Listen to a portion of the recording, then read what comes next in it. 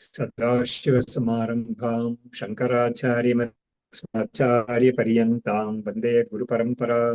श्रुतिस्मृतिपुराणानाम् आलयं करुणालयं नमामि भगवत्पादं शङ्करं लोकशङ्करम्। शङ्कारूपेण मच्चित्तं पङ्कीकृतमभूद्यया किङ्करीयस्य सामाया शङ्कराचार्यमाश्रये। प्रह्लादवरदो देवो यो नृसिंहः परो हरिः नृसिंहोपासकं नित्यं तं नृसिंहगुरुं भजे। श्री सच्चिदानंद शिवाभिनव्यं नृसिंहभारत्यभिधान् यतीन्द्रान् विद्यानिधीन् मन्त्रनिधीन् सदात्मनिष्ठान् भजे मानव शम्भुरूपान् सदात्मध्यानमुखम् नौमि शास्त्रेषु निष्णातं चन्द्रशेखरभारीम् विवेकिनं महाप्रज्ञं धैर्यौदार्यक्षमानिम् अभिनवपूर्वं तं विद्यातीर्थगुरुं भजे। अज्ञानां जाह्नवीतीर्थं विद्यातीर्थं विवेकिनां सर्वेषां सुखदं तीर्थं भारतीतीर्थमाश्रये। विद्याविनयसम्पन्नं वीतरागं विवेकिनं वन्दे वेदान्ततत्त्वज्ञं विदुषेखरभारतीम्। ॐ नमामि यामिनीनाथलेखालङ्कृतकुन्तलां भवानीं भवसन्तापनिर्वापणसुधानदीम्। नमः श्रीशङ्करानन्दगुरुपादाम्बुजन्मने सविलासमहामोहग्राहग्रासैककर्मणे तत्पादाम्बुर्हद्वन्द्वसेवा निर्मलचेतसां सुखबोधाय तत्त्वस्य विवेकोऽयं विधीयते। ಬೃಹದಾರಣ್ಯಕ ಉಪನಿಷತ್ ಎಲ್ಲ ಉಪನಿಷತ್ಗಿಂತನೂ ತುಂಬಾ ದೊಡ್ಡದದು. ಅದರಿಂದ ತುಂಬಾ ಅಧ್ಯಾಯ ಚಾಪ್ಟರ್ಸ್ ವಿದ್ಯಾರಣ್ಯರು ಅದಕ್ಕೇನೆ ಮೀಸಲಿಟ್ಟಿದ್ದಾರೆ. ಸೊ ಈ ಒಂದು ನಾವು ಯಾವ್ದನ್ನ ನೋಡ್ತಾ ಇದೀವೋ ಅದರಲ್ಲಿ ಆತ್ಮಸ್ವರೂಪ ಎಂಥದ್ದು, ಅದು ಈ ಶರೀರ ಇಂದ್ರಿಯಗಳು ಅದರಿಂದ ಬೇರೆಯಾಗಿರೋದು, ಅದೇ ಬ್ರಹ್ಮಸ್ವರೂಪ ಅನ್ನೋದು ಅದು ಎಂಥದ್ದು. ಆಮೇಲೆ ಅದು ಅಂತ ಬ್ರಹ್ಮಸ್ವರೂಪ ಯಾವುದೇ ಕಾರ್ಯ ಕಾರಣ ಎಲ್ಲವನ್ನೂ ದಾಟಿರೋದು ಅಂತ ಹೇಳ್ತಾ ಇದ್ದಾರೆ. ಅಂದ್ರೆ ವಸ್ತುವೃತ್ತೇನ ನಿಶೇಷ ಕಾರ್ಯಕಾರಣ ಭರ್ಜನಂ ತಸ್ಯ ಅತಿಕ್ರಾಂತಿ ಉದ್ದಿಷ್ಟ ಸಹ ಚ ಉಪನಿಷದಿ ಶ್ರುತಃ. ಉಪನಿಷತ್ತಲ್ಲಿ ಹೇಳಿರುವ ಈ ಬ್ರಹ್ಮಸ್ವರೂಪ ಅನ್ನೋದು ಕಾರ್ಯ ಕಾರಣ ಅಂತ, ಅಂದ್ರೆ ಕಾರ್ಯಕಾರಣ ಅಂದ್ರೆ ಪ್ರಪಂಚ ಅನ್ನೋದು ನಮ್ಗೆ ಬ್ರಹ್ಮದ ಕಾರ್ಯ ಅಂತ ಗೊತ್ತಾಗ್ತಾ ಇದೆ. ಆ ಪ್ರಪಂಚಕ್ಕೆ ಕಾರಣ ಯಾವುದು ಅಂತ ಕೇಳಿದ್ರೆ ಮಾಯಾ ಸೇರಿರೋ ಬ್ರಹ್ಮವೇ ಕಾರಣ. ಆದ್ರೆ ಇಲ್ಲಿ ಉಪನಿಷತ್ತು ಯಾವ ಒಂದು ಬ್ರಹ್ಮವನ್ನ ತಿಳ್ಕೊಂಡ್ರೆ ನಮ್ಗೆ ಮುಕ್ತಿ ಅಂತ ಹೇಳ್ತಾ ಇದೆಯೋ ಆ ಬ್ರಹ್ಮ ಈ ಕಾರ್ಯ ಕಾರಣ ಅಂತ ಯಾವ ಒಂದು ವಿಭಾಗ ಇದೆಯೋ ಅದರಿಂದ ದಾಟಿರೋದು. ಅಂದ್ರೆ ನಾವು ಮಾಂಡುಕ್ಯ ಉಪನಿಷತ್ತು ಪ್ರಕಾರ ಹೇಳ್ಬೇಕಾದ್ರೆ ಅದು ತುರಿಯ ಸ್ವರೂಪ, ಅದು ಅದ್ರ ಬಗ್ಗೆ ಹೇಳ್ಬೇಕಾಗಿದೆ. ಆದ್ರೆ ಅದಕ್ಕೆ ಹೇಳ್ತಾ ಇದ್ದಾರೆ ಇವಾಗ ಕರ್ಮಕಾಂಡ ವಿರೋಧಿತ್ವಾತ್ ನೈವ ಅಯಂ ಶ್ರೂಯತೆ ಕ್ವಚಿತ್.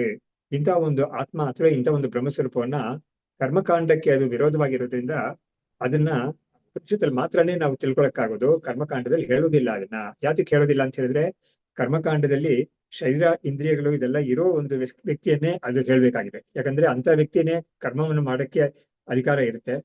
ಅವನೇ ಕರ್ಮದಿಂದ ಏನಾದ್ರೂ ಫಲವನ್ನು ಪಡ್ಕೊಳಕ್ ಬಿಡ್ತಾನೆ. ಆದ್ರೆ ಅದು ನಿಜವಾದ ಸ್ವರೂಪ ಅಲ್ಲ ಅದು. ಅದರಿಂದ ಹೇಳ್ತಾ ಇದ್ದಾರೆ ನಮ್ಮ ನಿಜವಾದ ಸ್ವರೂಪ ಯಾವುದು ಅಂದ್ರೆ ಅದು ಉಪನಿಷತ್ತಲ್ಲಿ ಮಾತ್ರನೇ ತಿಳಿಯೋದು ಅಂತ ಹೇಳ್ಬಿಟ್ಟು ಐಕಾತ್ಮ್ಯ ವಸ್ತು ವಿಜ್ಞಾನಂ ಕರ್ಮಭಿಹಿ ವಿರುದ್ಧತೆ. ಈ ಒಂದೇ ಆತ್ಮನೇ ಇರೋದು, ಅದು ಬಿಟ್ಟು ಬೇರೆ ಯಾವುದು ಇಲ್ವೇ ಇಲ್ಲ ಅಂತ ಒಂದು ಜ್ಞಾನ ಯಾವುದು ಉಪನಿಷತ್ತು ಕೊಡುತ್ತೋ ಅದು ಕರ್ಮಕಾಂಡಕ್ಕೆ ಅದು ವಿರೋಧ ಅಂದ್ರೆ ಅದು ಇಟ್ ಇಸ್ ಇನ್ಕಂಪ್ಯಾಟಿಬಲ್ ವಿತ್ ಕರ್ಮಕಾಂಡ. ಯಾಕಂದ್ರೆ ಕರ್ಮಕಾಂಡದಲ್ಲಿ ಒಬ್ಬ ಇರ್ಬೇಕಾದ್ರೆ ಅವನು ಶರೀರ ಇಂದ್ರಿಯಗಳೆಲ್ಲ ಒಪ್ಕೊಂಡಿರೋ ಒಂದು ವ್ಯಕ್ತಿ, ನನ್ನಿಂದ ಬೇರೆಯಾಗಿ ಪ್ರಪಂಚ ಇದೆ, ನನಗಿಂತ ಬೇರೆಯಾಗಿ ಬೇರೆ ಲೋಕಗಳಿದೆ ಅಂತ ಇರೋ ಒಂದು ಸ್ಥಿತಿ, ಅವಿದ್ಯಾಸ್ಥಿತಿ ಅದು. ಹಾಗಾಗಿ ಅವಿದ್ಯಾಸ್ಥಿತಿ ಸಂಬಂಧ ಇಲ್ಲದೆ ಇರೋ ಒಂದು ಚೈತನ್ಯ ಯಾವ್ದಿದೆಯೋ ಅದ್ರ ಬಗ್ಗೆ ನಾವು ಇವಾಗ ಹೇಳ್ಬೇಕಾಗಿದೆ ಅಂತ ಅದನ್ನ ಹೇಳಕ್ಕೆ ತಿಳಿಸಕ್ಕೆ ಮುಂದಕ್ಕೆ ಹೋಗ್ತಾ ಇದೆ. ಯಹ ಔಪನಿಷದಃ ತಸ್ಯ ವಿಜ್ಞಾನಾನಂದ ರೂಪದ ದಾತೃತ ಭೋಗ ಮುಕ್ತಿಯೋ ಚ ವಕ್ತವ್ಯ ಇತಿ ಉತ್ತರ ಶ್ರುತಿ. ಮುಂದಕ್ಕೆ ಇರೋ ಶ್ರುತಿ ಏನ್ ಮಾಡುತ್ತೆ, ಔಪನಿಷದ ಪುರುಷ ತಂತು ಔಪನಿಷದಂ ಪುರುಷಂ ಪೃಚ್ಛಾಮಿ ಅಂತ ಉಪನಿಷತ್ತಿಂದ ಮಾತ್ರ ತಿಳ್ಕೊಳ್ಳಕ್ಕೆ ಸಾಧ್ಯವಾಗಿರೋ ಒಂದು ಪುರುಷ ಬಗ್ಗೆ ನಾನು ಕೇಳ್ತಾ ಇದ್ದೀನಿ ಅಂತ ಪ್ರಶ್ನೆ ಮಾಡಿ ಅದಕ್ಕೆ ಉತ್ತರ ಬರ್ತಾ ಇದೆ. ಹಾಗಾಗಿ ಅಂಥದ್ದು ಯಾವುದು ಅಂದ್ರೆ ವಿಜ್ಞಾನಂ ಆನಂದಂ ಬ್ರಹ್ಮ ಅಂತ ಅದನ್ನ ಹೇಳಿದೆ ಉಪನಿಷತ್ತಲ್ಲಿ ಬೃಹದಾರಣ್ಯಕದಲ್ಲಿ. ಮತ್ತೆ ಅದಕ್ಕೆ ಅದು ನಿರ್ಗುಣ ಸ್ವರೂಪ, ಅದು ಸಂಶಯ ಇಲ್ಲ. ಆದ್ರೆ ಅದಕ್ಕೆ ಏನ್ ಮಾಡ್ತಾ ಇದ್ದಾರೆ, ಈ ಒಂದು ಎರಡು ವಿಷಯನ ಸೇರಿಸ್ತಾ ಇದ್ದಾರೆ. ಅದಕ್ಕೆ ದಾತೃತ ಭೋಗ ಮುಕ್ತಿಯೋಹೋ, ಭೋಗಕ್ಕೂ ಅದೇ ಕಾರಣ, ಮುಕ್ತಿಗೂ ಅದೇ ಕಾರಣ ಅಂತ. ಹೇಗ್ ಕಾರಣ ಆಗುತ್ತೆ ಅಂತ ಹೇಳಿದ್ರೆ ಮಾಯೆಗೆ ಸಂಬಂಧಪಟ್ಟಾಗ ಅದು ಏನಾಗುತ್ತೆ, ಭೋಗಕ್ಕೆ ಕಾರಣವಾಗುತ್ತೆ, ಮುಕ್ತಿಗೆ ಕಾರಣವಾಗುತ್ತೆ. ಅದರ್ವೈಸ್ ಅದು ಕೇವಲ ಚೈತನ್ಯ ಸ್ವರೂಪವಾಗಿದ್ದಾಗ ಈ ಎಲ್ಲವನ್ನು ದಾಟಿರೋ ಸ್ವರೂಪ ಅದು. ಆದ್ರೂ ಕೂಡ ಆ ಸ್ವರೂಪವನ್ನು ತಿಳಿಸಕ್ಕೆ ನಮ್ಗೆ ಇದನ್ನು ಸೇರಿಸಿ ಹೇಳ್ಬೇಕಾಗಿದೆ. ಯಾವುದೋ ಭೋಗಕ್ಕೆ ಮುಕ್ತಿಗೆ ಎರಡಕ್ಕೂ ಕಾರಣವಾಗಿರೋ ಈ ಒಂದು ಆತ್ಮ ಇದೆಯಲ್ಲ, ಬ್ರಹ್ಮ ಇದೆಯಲ್ಲ, ಅದನ್ನ ನಾವು ಹೇಳ್ಬೇಕು ಅಂತ ಮುಂದಕ್ಕೆ ಅದನ್ನ ತಗೊಂಡೋಗ್ತಾ ಇದ್ದಾರೆ. ಮಹಾಪ್ರಳಯ ಸಂಪತ್ತೌ ಜಗತಃ ಪುನಃ ಉದ್ಭವೆ ಕಾರಣಂ ಪೃಚ್ಛತೆ ವೃಕ್ಷ ಸರ್ವಸಾಧ್ಯ ಸಾಧರ್ಮ್ಯ ಪೂರ್ವಕಂ. ಮಹಾಪ್ರಳಯ ಸಂಪತ್ತು ಅಂದ್ರೆ ಏನಾಯ್ತು, ಮಹಾಪ್ರಳಯ ಅಂತ ಯಾವ್ದೊಂದು ಉಂಟಾಗುತ್ತೋ ಅವಾಗ ಜಗತ್ತೇನಾದ್ರು ಮಹಾಪ್ರಳಯದಲ್ಲಿ ಸೇರ್ಕೊಳ್ಳುತ್ತೆ. ಅದು ಮತ್ತೆ ಅಲ್ಲಿಂದ ಉತ್ಪತ್ತಿ ಆಗ್ಬೇಕು ಅಂತ ಕೇಳಿದ್ರೆ ಅದಕ್ಕೊಂದು ಕಾರಣ ಬೇಕು. ಆದ್ರೆ ಏನಾಯ್ತು, ಯಾವೊಂದು ಪ್ರಳಯ ಸ್ಥಾನದಲ್ಲಿ ಈ ಪ್ರಪಂಚ ಎಲ್ಲ ಹೋಗಿ ಸೇರ್ಕೊಳ್ಳುತ್ತೋ ಅದು ಬ್ರಹ್ಮ. ಅಲ್ಲಿಂದ ಮತ್ತೆ ಬರ್ಬೇಕು, ಅದು ಹೊರಗಡೆ ಬರ್ಬೇಕು. ಅದು ಎಂತದ್ದು ಅಂತ ಕೇಳಿದ್ರೆ ಅದನ್ನ ಇವಾಗ ಹೇಳ್ಬೇಕಾಗಿದೆ. ಅದಕ್ಕೆ ಏನ್ ಮಾಡ್ತಾ ಇದ್ದಾರೆ, ಉಪನಿಷತ್ತಲ್ಲೇನೆ ಒಂದು ಉದಾಹರಣೆ ತಗೊಳ್ತಾ ಇದ್ದಾರೆ. ಏನ್ ಉದಾಹರಣೆ ಅಂತ ಹೇಳಿದ್ರೆ, ಒಂದು ಮರ ಅನ್ನೋದು ಉದಾಹರಣೆ ತಗೊಂಡ್ರೆ ಅದು ಎಲ್ಲಾ ವಿಷಯದಲ್ಲೂ ಕೂಡ ಇದು ಈ ಒಂದು ಬ್ರಹ್ಮಕ್ಕೆ ಅದು ಹೊಂದಿಕೆ ಇರುತ್ತೆ ಅಂತ. ಹಾಗಾಗಿ ಅದ್ರ ಬಗ್ಗೆ ಆ ಒಂದು ದೃಷ್ಟಾಂತ ಬಂದು ತಗೊಂಡು ಹೇಳ್ತಾ ಇದ್ದಾರೆ. ವೃಕ್ಷ ಕಾಂಡರುಹ ಬೀಜರುಹ ಇತಿ ದ್ವಿಧ ತಯೋಃ ಸಮಃ ಕಾಂಡರುಹೇಣ ಯಶಃ ರೇತಸೋ ಯೋ ಅಭಿಜಾಯತೆ ಪೃಶತೆ ಅತಿ ಸ್ಪಷ್ಟತ್ವಾತ್ ತದವಾಂತರ ಕಾರಣಂ ಕಿಂತು ಅಸ್ಪಷ್ಟಂ ಅಶೇಷಸ್ಯ ಪೃಚ್ಛತೆ ಮೂಲ ಕಾರಣಂ ಅಂತ ಹೇಳ್ಬಿಟ್ಟು, ಒಂದು ವೃಕ್ಷ ಅದಕ್ಕೆ ಎರಡು ರೀತಿಯಾಗಿ ಕಾರಣ ಇರ್ಬೋದು. ಒಂದ್ರಲ್ಲಿ ಅದು ಬೇರಿಂದಾನೇ ಬರೋದು ಅಂತ ಒಂದು, ಇನ್ನೊಂದು ಬೀಜದಿಂದ ಬರೋದು ಅಂತ. ಆದ್ರೆ ಇಲ್ಲೇನ್ ಮಾಡ್ತಾ ಇದ್ದಾರೆ, ಬೇರಿಂದ ಬರೋದು ಅಂತ ಯಾವ್ದಿದೆಯೋ ಅದೇನೆ ನಮಗೆ ಈ ಪ್ರಪಂಚಕ್ಕೆ ಮತ್ತು ಬ್ರಹ್ಮಕ್ಕೆ ಒಂದು ಸಂಬಂಧಪಟ್ಟರೆ, ಅಂದ್ರೆ ಪ್ರಪಂಚ ಯಾವುದು ಬ್ರಹ್ಮದಿಂದ ಬರ್ತಾ ಇದೆಯೋ ಹೊರಗೆ, ಅದಕ್ಕೆ ನಮ್ಗೆ ಹೇಳ್ಬೇಕಾದ್ರೆ ಬೇರಿಂದ ಬರೋ ಮರವೇ ನಮ್ಗೆ ಬೇಕಾಗಿರೋದಿಲ್ಲಿ, ಬೀಜದಿಂದ ಬರೋದು ನಮ್ಗೆ ಬೇಕಿಲ್ಲ ಅಂತ ಹೇಳ್ಬಿಟ್ಟು ಅದ್ರ ಬಗ್ಗೆ ಇಲ್ಲಿ ವಿಚಾರ ಇಲ್ಲ ಅಂತ ಹೇಳಿದ್ರು. ಕಿಂತು ಅಸ್ಪಷ್ಟಂ ಅಶೇಷಸ್ಯ ಪೃಚ್ಛತೆ ಮೂಲ ಕಾರಣಂ. ಹಾಗಾಗಿ ಈ ಒಂದು ಇಡೀ ಪ್ರಪಂಚಕ್ಕೆ ಯಾವುದೊಂದು ಮೂಲ ಕಾರಣ ಇದೆಯೋ ಅದು ನಮ್ಗೆ ಸ್ಪಷ್ಟವಾಗಿ ಗೊತ್ತಾಗ್ತಾ ಇಲ್ಲ. ಅದರಿಂದ ಅದನ್ನ ತಿಳ್ಕೊಳ್ಳಕ್ಕಾಗಿ ಈ ಒಂದು ಜಿಜ್ಞಾಸೆ ಮಾಡ್ತಾ ಇದ್ದಾರೆ. ಅನ್ವಯ ವ್ಯತಿರೇಕಾಭ್ಯಾಂ ಬೀಜಾಖ್ಯಾತ್ ಮೂಲ ಕಾರಣಾತ್ ದೃಷ್ಟ ವೃಕ್ಷ ಜನಿಹಿ ತದ್ವತ್ ಕಸ್ಮಾತ್ ಮೂಲಾತ್ ಜಗಜ್ಜನಿಹಿ ಅಂತ. ಇವಾಗ ಅನ್ವಯ ವ್ಯತಿರೇಕಾತ್ ಬೀಜಾಖ್ಯಾತ್ ಅಂದ್ರೆ ಏನಾಯ್ತು, ಒಂದು ಬೀಜ ಇರ್ಬೇಕು ಅಂತ ಹೇಳಿದ್ರೆ ಬೀಜ ಇದ್ರೆ ಗಿಡ ಬರುತ್ತೆ, ಬೀಜ ಇಲ್ಲದೆ ಹೋದ್ರೆ ಗಿಡ ಇಲ್ಲ. ಅದೇ ಅನ್ವಯ ವ್ಯತಿರೇಕ ಅಂತ. ಹಾಗಾಗಿ ಆ ಮೂಲ ಕಾರಣ, ಆತರ ಒಂದು ಮೂಲ ಕಾರಣ ಯಾವುದು, ಈ ಬ್ರಹ್ಮ ಒಂದು ವಸ್ತು ಇದ್ರೆ ಈ ಪ್ರಪಂಚ ಉತ್ಪತ್ತಿ ಆಗಕ್ಕೆ ಸಾಧ್ಯ ಆಗುತ್ತೆ. ಆ ಪ್ರಪಂಚ ಇಲ್ಲದೆ ಹೋದ್ರೆ ಪ್ರಪಂಚ ಉತ್ಪತ್ತಿ ಇಲ್ಲ ಅಂತ ಒಂದು ವಸ್ತು ಯಾವುದು ಅಂತ ಕೇಳಿದ್ರೆ ಅದನ್ನ ಹೇಳಕ್ ಶುರು ಮಾಡ್ತಾ ಇದ್ದಾರೆ. ಆದ್ರೆ ಇಲ್ಲಿ ಉಪನಿಷತ್ ಏನ್ ಮಾಡ್ತಾ ಇದೆ, ಜಗತ್ ಅಂತ ಒಂದು ಶಬ್ದವನ್ನು ಪ್ರಯೋಗ ಮಾಡ್ತಾ ಇದೆ. ಆದ್ರೆ ಅದು ಜಗತ್ ಅಂತ ಹೇಳಿದ್ರೆ ಇಲ್ಲಿ ಜೀವ ಅಂತ ತಗೋಬೇಕು ಅಂತ ವ್ಯಾಖ್ಯಾನದಲ್ಲಿ ತೋರಿಸಿದ್ದಾರೆ. ಯಾಕಂದ್ರೆ ನಮಗೆ ಬೇಕಾಗಿರೋದು ಜೀವನ ಉತ್ಪತ್ತಿ ಬಗ್ಗೆನೆ, ಜೀವ ಹೇಗೆ ಪ್ರಳಯ ಕಾಲದಿಂದ ಮತ್ತೆ ಬರ್ತಾನೆ ಅಂತ ಒಂದು ವಿಷಯ ನಮ್ಗೆ ತಿಳ್ಕೊಬೇಕಾಗಿದೆ. ಹಾಗಾಗಿ ಜಗತ್ತಿನ ಬಗ್ಗೆ ಅಲ್ಲ, ಇದು ಜೀವನ ಬಗ್ಗೆನೆ ಅಂತ ಹೇಳಿದ್ದಾರೆ. ನಿತ್ಯಜಾತ ಸ್ವಭಾವತ್ವಂ ನ ಮಂತವ್ಯಂ ಯಥೋ ಮೃತಃ ಪುನಃ ಪುನಃ ಜಾಯತೆ ಸತ್ಯಶಾತ್ ಕೃತನಾಶಾದಿ ಅನ್ಯಥಾ. ಇವಾಗ ನಾವು ಈ ಜೀವ ಅನ್ನೋದು ಯಾವಾಗ್ಲೂ ಅವನು ಜನಿಸೇ ಇದ್ದಾನಲ್ಲ ಅಂತ ಹೇಳಂಗಿಲ್ಲ. ಯಾಕಂದ್ರೆ ಅವನು ಮರಣ ನೋಡ್ತಾ ಇದ್ದೀವಿ ನಾವು. ಆಮೇಲೆ ಶಾಸ್ತ್ರದ ಒಂದು ಪ್ರಮಾಣದಿಂದ ಅವನು ಮತ್ತೆ ಹುಟ್ಟುತ್ತಾನೆ ಅಂತ ನಮ್ಗೆ ಗೊತ್ತಾಗ್ತಾ ಇದೆ. ಹಾಗಾಗಿ ಒಂದು ನಿತ್ಯವಾಗಿ ಅವನು ಹುಟ್ಟಿದಾನೆ ಅಂತ ನಾವು ಹೇಳಕ್ ಬರೋದಿಲ್ಲ. ಯಾಕಂದ್ರೆ ಮಧ್ಯೆ ಮಧ್ಯೆ ಮರಣ ಅಂತ ಬರ್ತಾ ಇದೆ. ಒಂದ್ ವೇಳೆ ನಾವು ಮರಣ ಅನ್ನೋದನ್ನ ಒಪ್ಪದೆ ಹೋದ್ರೆ ಏನಾಗುತ್ತೆ ಅಂತ ಹೇಳಿದ್ರೆ, ಯಾವಾಗ್ಲೂ ಇದ್ದಾನೆ ಅಂತ ಹೇಳಿದ್ರೆ ಏನಾಗುತ್ತೆ ಅಂದ್ರೆ ಅವನು ಮಾಡಿದ ಕರ್ಮಕ್ಕೆ ಅವನು ಹೇಗೆ ಫಲವನ್ನು ಅನುಭವಿಸ್ತಾನೆ ಅಂತ ಒಂದು ಪ್ರಶ್ನೆ ಬರುತ್ತೆ. ಯಾಕಂದ್ರೆ ಇವಾಗ ಅವನೇನೋ ಒಂದು ಫಲವನ್ನು ಅನುಭವಿಸ್ತಾನೆ ಅಂತ ಹೇಳಿದ್ರೆ ಅದಕ್ಕೆ ಯಾವಾಗ ಕರ್ಮ ಮಾಡಿದ ಅಂತ ಒಂದು ಪ್ರಶ್ನೆ ಬರುತ್ತೆ. ಅವಾಗ ಏನಾಗುತ್ತೆ, ಅವ್ನು ಹಿಂದಿನ ಜನ್ಮದಲ್ಲಿ ಯಾವಾಗ್ಲೂ ಮಾಡಿರೋ ಕರ್ಮದ ಫಲವನ್ನೇ ಇವಾಗ ಭೋಗ ಮಾಡ್ತಾ ಇದ್ದಾನೆ. ಅವಾಗ ಹಿಂದಿನ ಜನ್ಮ ಅಂತ ಒಂದಿದ್ರೆ ಖಂಡಿತ ಮಧ್ಯದಲ್ಲಿ ಮರಣ ಅಂತ ಒಂದು ಬಂದಿರ್ಬೇಕು. ಹಾಗಾಗಿ ಯಾವಾಗ್ಲೂ ಹುಟ್ಟೇ ಇದ್ದಾನೆ ಅಂತ ಹೇಳಕ್ಕೆ ಬರೋದಿಲ್ಲ. ಮತ್ತೆ ಇನ್ನೊಂದು ಏನಾಗುತ್ತೆ ಅಂತ ಹೇಳಿದ್ರೆ, ಈ ಜನ್ಮದಲ್ಲಿ ಅವ್ನು ಮಾಡಿದ್ದು ಅಥವಾ ಇವಾಗ ಅವ್ನು ಮಾಡಿರೋ ಕರ್ಮಕ್ಕೆ ಯಾವಾಗ ಫಲ ಬರುತ್ತೆ ಅಂತ ಕೇಳಿದ್ರೆ ಅದು ಈ ಜನ್ಮದಲ್ಲಿ ಬರೋದಿಲ್ಲ, ಮುಂದಿನ ಜನ್ಮದಲ್ಲಿ ಬರುತ್ತೆ ಅಂತ ಹೇಳ್ಬೇಕಾಗಿದೆ. ಆ ಕಾರಣದಿಂದಲೂ ನಾವು ಜನ್ಮ ಅಂತ ಒಂದನ್ನ ಒಪ್ಪಲೇಬೇಕಾಗುತ್ತೆ. ಮರಣ ಮತ್ತು ಜನನ ಅನ್ನೋದನ್ನ ಒಪ್ಪಬೇಕಾಗಿದೆ. ಅದರಿಂದ ಯಾವಾಗ್ಲೂ ಹುಟ್ಟೇ ಇದ್ದಾನೆ ಈ ಜೀವ ಅಂತ ಹೇಳಕ್ಕೆ ಬರೋದಿಲ್ಲ ಅಂತ ಆ ಒಂದು ಸಂಶಯವನ್ನ ತೆಗೆದ್ರು. ಕೋನು ಏನಂ ಜನಯೇತ್ ಮರ್ತ್ಯಂ ಇತಿ ಉಕ್ತಾಹ ನ ವಿದುಹು ದ್ವಿಜಾಹ ಜಿತ್ವಾ ತಾನ್ ಯಾಜ್ಞವಲ್ಕ್ಯಃ ತು ಗೋಸಹಸ್ರಂ ಗೃಹೀತವಾನ್. ಒಂದು ಸಭೆಯಲ್ಲಿ ಒಂದು ಪ್ರಶ್ನೆ ಮಾಡ್ತಾ ಇದ್ದಾರೆ, ಈ ಒಂದು ಜೀವ ಎಲ್ಲಿಂದ ಬರ್ತಾನೆ ಅವನು, ಇವನಿಗೆ ಒಂದು ಜನನಕರ್ತ ಯಾರದು ಅಂತ ಒಂದು ಪ್ರಶ್ನೆ ಮಾಡಿದಾಗ, ಓಪನ್ ಆಗಿ ಒಂದು ಕ್ವಶನ್ ಕೇಳಿದಾಗ ಯಾರಿಗೂ ಅದಕ್ಕೆ ಉತ್ತರ ಕೊಡಕ್ ಆಗ್ಲಿಲ್ಲ. ಅದರಿಂದ ಏನಾಯ್ತು, ಯಾಜ್ಞವಲ್ಕ್ಯರಿಗೆ ಒಬ್ರಿಗೆ ಗೊತ್ತಿದ್ರಿಂದ ಅದ್ ಏನ್ ಮಾಡಿದ್ರು, ನಾನೇ ಗೆದ್ದಿದ್ದೀನಿ ಅಂತ ಹೇಳ್ಬಿಟ್ಟು ಅವ್ರು ಏನ್ ಮಾಡಿದ್ರು, ನನಗೆ ಮಾತ್ರ ಈ ಒಂದು ಪ್ರಶ್ನೆಗೆ ಉತ್ತರ ಗೊತ್ತಿದೆ ಅಂತ ಹೇಳ್ಬಿಟ್ಟು ಅವರು ಆ ಒಂದು ವಿಚಾರಕ್ಕೆ ಅಥವಾ ಆ ಒಂದು ಕ್ವೆಶ್ಚನ್ ಆನ್ಸರ್ ಅನ್ನೋದಕ್ಕೆ ಯಾವ ಒಂದು ಪಣ ಇಟ್ಟಿದ್ರೋ ಅದು 1000 ಗೋವುಗಳು. ಅದನ್ನ ಅವರು ಆರಾಮಾಗಿ ಅನಾಯಾಸಗಳು ತಂತು ಅಂತ ಹೇಳ್ಬಿಟ್ಟು ಕ್ಲೈಮ್ ಮಾಡಿ ತಗೊಂಡೋಗ್ಬಿಟ್ರು ಅವರು. ಅದು ಅಲ್ಲಿ ಕಥೆಯಲ್ಲಿ ಬರುತ್ತೆ, ಅದು ಬೃಹದಾರಣ್ಯಕ ಉಪನಿಷತ್ತಲ್ಲಿ ಬರುತ್ತೆ ಅದು. ಇವಾಗ ಮುನಿಪೃಷ್ಟಂ ಜಗನ್ಮೂಲಂ ಮುಮುಕ್ಷು ಅನುಜಿಘೃಕ್ಷಯ ಆಹ ವಿಜ್ಞಾನಂ ಆನಂದಂ ಬ್ರಹ್ಮ ಇತಿ ಶ್ರುತಿ ಆದರಾತ್. ಹಾಗಾಗಿ ಈ ಮುನಿ ಯಾವ್ದನ್ನ ಪ್ರಶ್ನೆ ಕೇಳಿದ್ನೋ ಅದನ್ನ ಈ ಶ್ರುತಿನೇ ಉತ್ತರ ಕೊಡ್ತಾ ಇದೆ. ಅದಕ್ಕೆ ಯಾವ್ದದು ಅಂತ ಕೇಳಿದ್ರೆ, ಜಗತ್ತಿಗೆ ಮೂಲ ಅಂದ್ರೆ ಜೀವನಿಗೆ ಮೂಲ ಯಾವ್ದು ಅಂತ ಕೇಳಿದ್ರೆ ಈ ವಿಜ್ಞಾನಂ ಆನಂದಂ ಬ್ರಹ್ಮ ಅಂತ ಯಾವ್ದಿದೆಯೋ ಅದೇನೆ ಈ ಜೀವನಿಗೆ ಮೂಲವಾಗಿದೆ, ಅದೇನೆ ಇವನ ವಾಸ್ತವದ ಸ್ವರೂಪವಾಗೂ ಇದೆ ಅಂತ ಒಂದು ಕಾರಣದಿಂದ ಆ ಒಂದು ವಿಜ್ಞಾನಂ ಆನಂದಂ ಬ್ರಹ್ಮ ಅಂತ ಒಂದು ಇದೆ. ಸತ್ಯಂ ಜ್ಞಾನಂ ಅನಂತಂ ಅಂತ ಯಾವುದು ತೈತ್ರಿಯ ಉಪನಿಷತ್ತಲ್ಲಿ ಇದೆಯೋ ಅದೇ ತರ ಈ ಒಂದು ಬೃಹದಾರಣ್ಯಕ ಉಪನಿಷತ್ತಲ್ಲಿ ಆ ಬ್ರಹ್ಮವನ್ನ ವಿಜ್ಞಾನಂ ಆನಂದಂ ಬ್ರಹ್ಮ ಅಂತ ಇದೆ. ಇದರಲ್ಲಿ ವಿಜ್ಞಾನಂ ಆನಂದಂ ಅಂತ ಹೇಳುವಾಗ ವಿಜ್ಞಾನಂ ಅನ್ನೋದು ಅಲ್ಲಿ ಹೇಳಿರೋ ಚಿತ್ ಅನ್ನೋದಕ್ಕೆ ಸೇರುತ್ತೆ. ಆಮೇಲೆ ಆನಂದಂ ಅಂತ ಹೇಳಿರೋದು ಅಲ್ಲಿ ಹೇಳಿಲ್ಲ, ಬಟ್ ತೈತ್ರಿಯದಲ್ಲಿ ಬೇರೆ ಕಡೆ ಅಲ್ಲೇನೆ ತೈತ್ರಿಯದಲ್ಲಿ ಆನಂದ ಸ್ವರೂಪ ಬಗ್ಗೆನೂ ಮಾತಾಡಿದ್ದಾರೆ ಅಲ್ಲಿ. ಹಾಗಾಗಿ ಆನಂದ ಅನ್ನೋದು ಅದರ ಸ್ವರೂಪ ಲಕ್ಷಣ, ಜ್ಞಾನ ಸ್ವರೂಪ ಅನ್ನೋದು ಅದ್ರ ಸ್ವರೂಪ ಲಕ್ಷಣ ಅನ್ನೋದಿದೆ. ಆಮೇಲೆ ಮುಂದಕ್ಕೆ ವಿಜ್ಞಾನಂ ಅಂದ್ರೆ ಏನು ಅಂತ ಕೇಳಿದ್ರೆ, ವಿಜ್ಞಾನಕ್ಕೆ ಚೈತನ್ಯಂ ನ ಕ್ರಿಯಾ ನಾಪಿ ತತ್ಫಲಂ ನ ಕಾರಕಂ ನ ಚ ಅಭಾವ ಕ್ರಿಯಾದೇಹೆ ಕಿಂತು ಭಾಸಕಂ ಅಂತ ಹೇಳ್ತಾ ಇದ್ದಾರೆ. ಅಂದ್ರೆ ಏನಾಯ್ತು, ವಿಜ್ಞಾನ ಅಂದ್ರೆ ಏನು ಅಂತ ನಮ್ಗೆ ಒಂದು ತಿಳ್ಕೊಬೇಕಾಗಿದೆ. ಅದು ಯಾವ್ದಲ್ಲ ಅಂತ ಹೇಳಿದ್ರೆ ಅದ್ರ ಮುಖ್ಯವಾಗಿ ನಾವು ತಿಳ್ಕೊಬಹುದು ಇದು ಇಂಥದ್ದೇ ಅಂತ. ಅದಕ್ಕಾಗಿ ಹೇಳ್ತಾ ಇದ್ದಾರೆ ವಿಜ್ಞಾನ ಅಂದ್ರೆ ಕೇವಲ ಚೈತನ್ಯ ಅಷ್ಟೇನೆ, ಅದೊಂದು ಕ್ರಿಯಾ ಅಲ್ಲ. ಕ್ರಿಯಾ ಅಂದ್ರೆ ಏನಾಗುತ್ತೆ, ಒಂದು ಕರ್ಮ ಅಂತ ಆಗುತ್ತೆ. ಆ ಕರ್ಮ ಅಂತ ಬಂದಾಗ ಅದಕ್ಕೆ ಒಂದು ಶರೀರ ಇರ್ಬೇಕು, ಆ ಕರ್ಮ ಮಾಡೋನು, ಅವನಿಗೆ ಇಂದ್ರಿಯಗಳೆಲ್ಲ ಇರ್ಬೇಕು, ಅವನಿಗೆ ಒಂದು ಮನಸ್ಸಿರ್ಬೇಕು ಸಂಕಲ್ಪ ಮಾಡ್ಕೊಳಕ್ಕೆ ಅಂತದೆಲ್ಲ ಬರುತ್ತೆ ಅದು. ಆದ್ರೆ ಅಂಥದ್ದು ಯಾವುದು ಬ್ರಹ್ಮಕ್ಕೆ ಇಲ್ಲ. ಅದರಿಂದ ವಿಜ್ಞಾನ ಅಂದ್ರೆ ಕೇವಲ ಚೈತನ್ಯ ಸ್ವರೂಪವೇ ಇದು, ಕ್ರಿಯೆ ಅಲ್ಲ ಅದು. ನಾಪಿ ತತ್ ಫಲಂ, ಕ್ರಿಯೆ ಒಂದು ಫಲನೂ ಅಲ್ಲ ಅದು. ನ ಕಾರಕಂ, ಆ ಫಲವನ್ನ ಉಂಟು ಮಾಡಕ್ಕೆ ಏನಾದ್ರೂ ಮೀನ್ಸ್ ಇದೆಯಲ್ಲ, some factors which go into producing the fruit, ಅದು ಕೂಡ ಅಲ್ಲ ಇದು.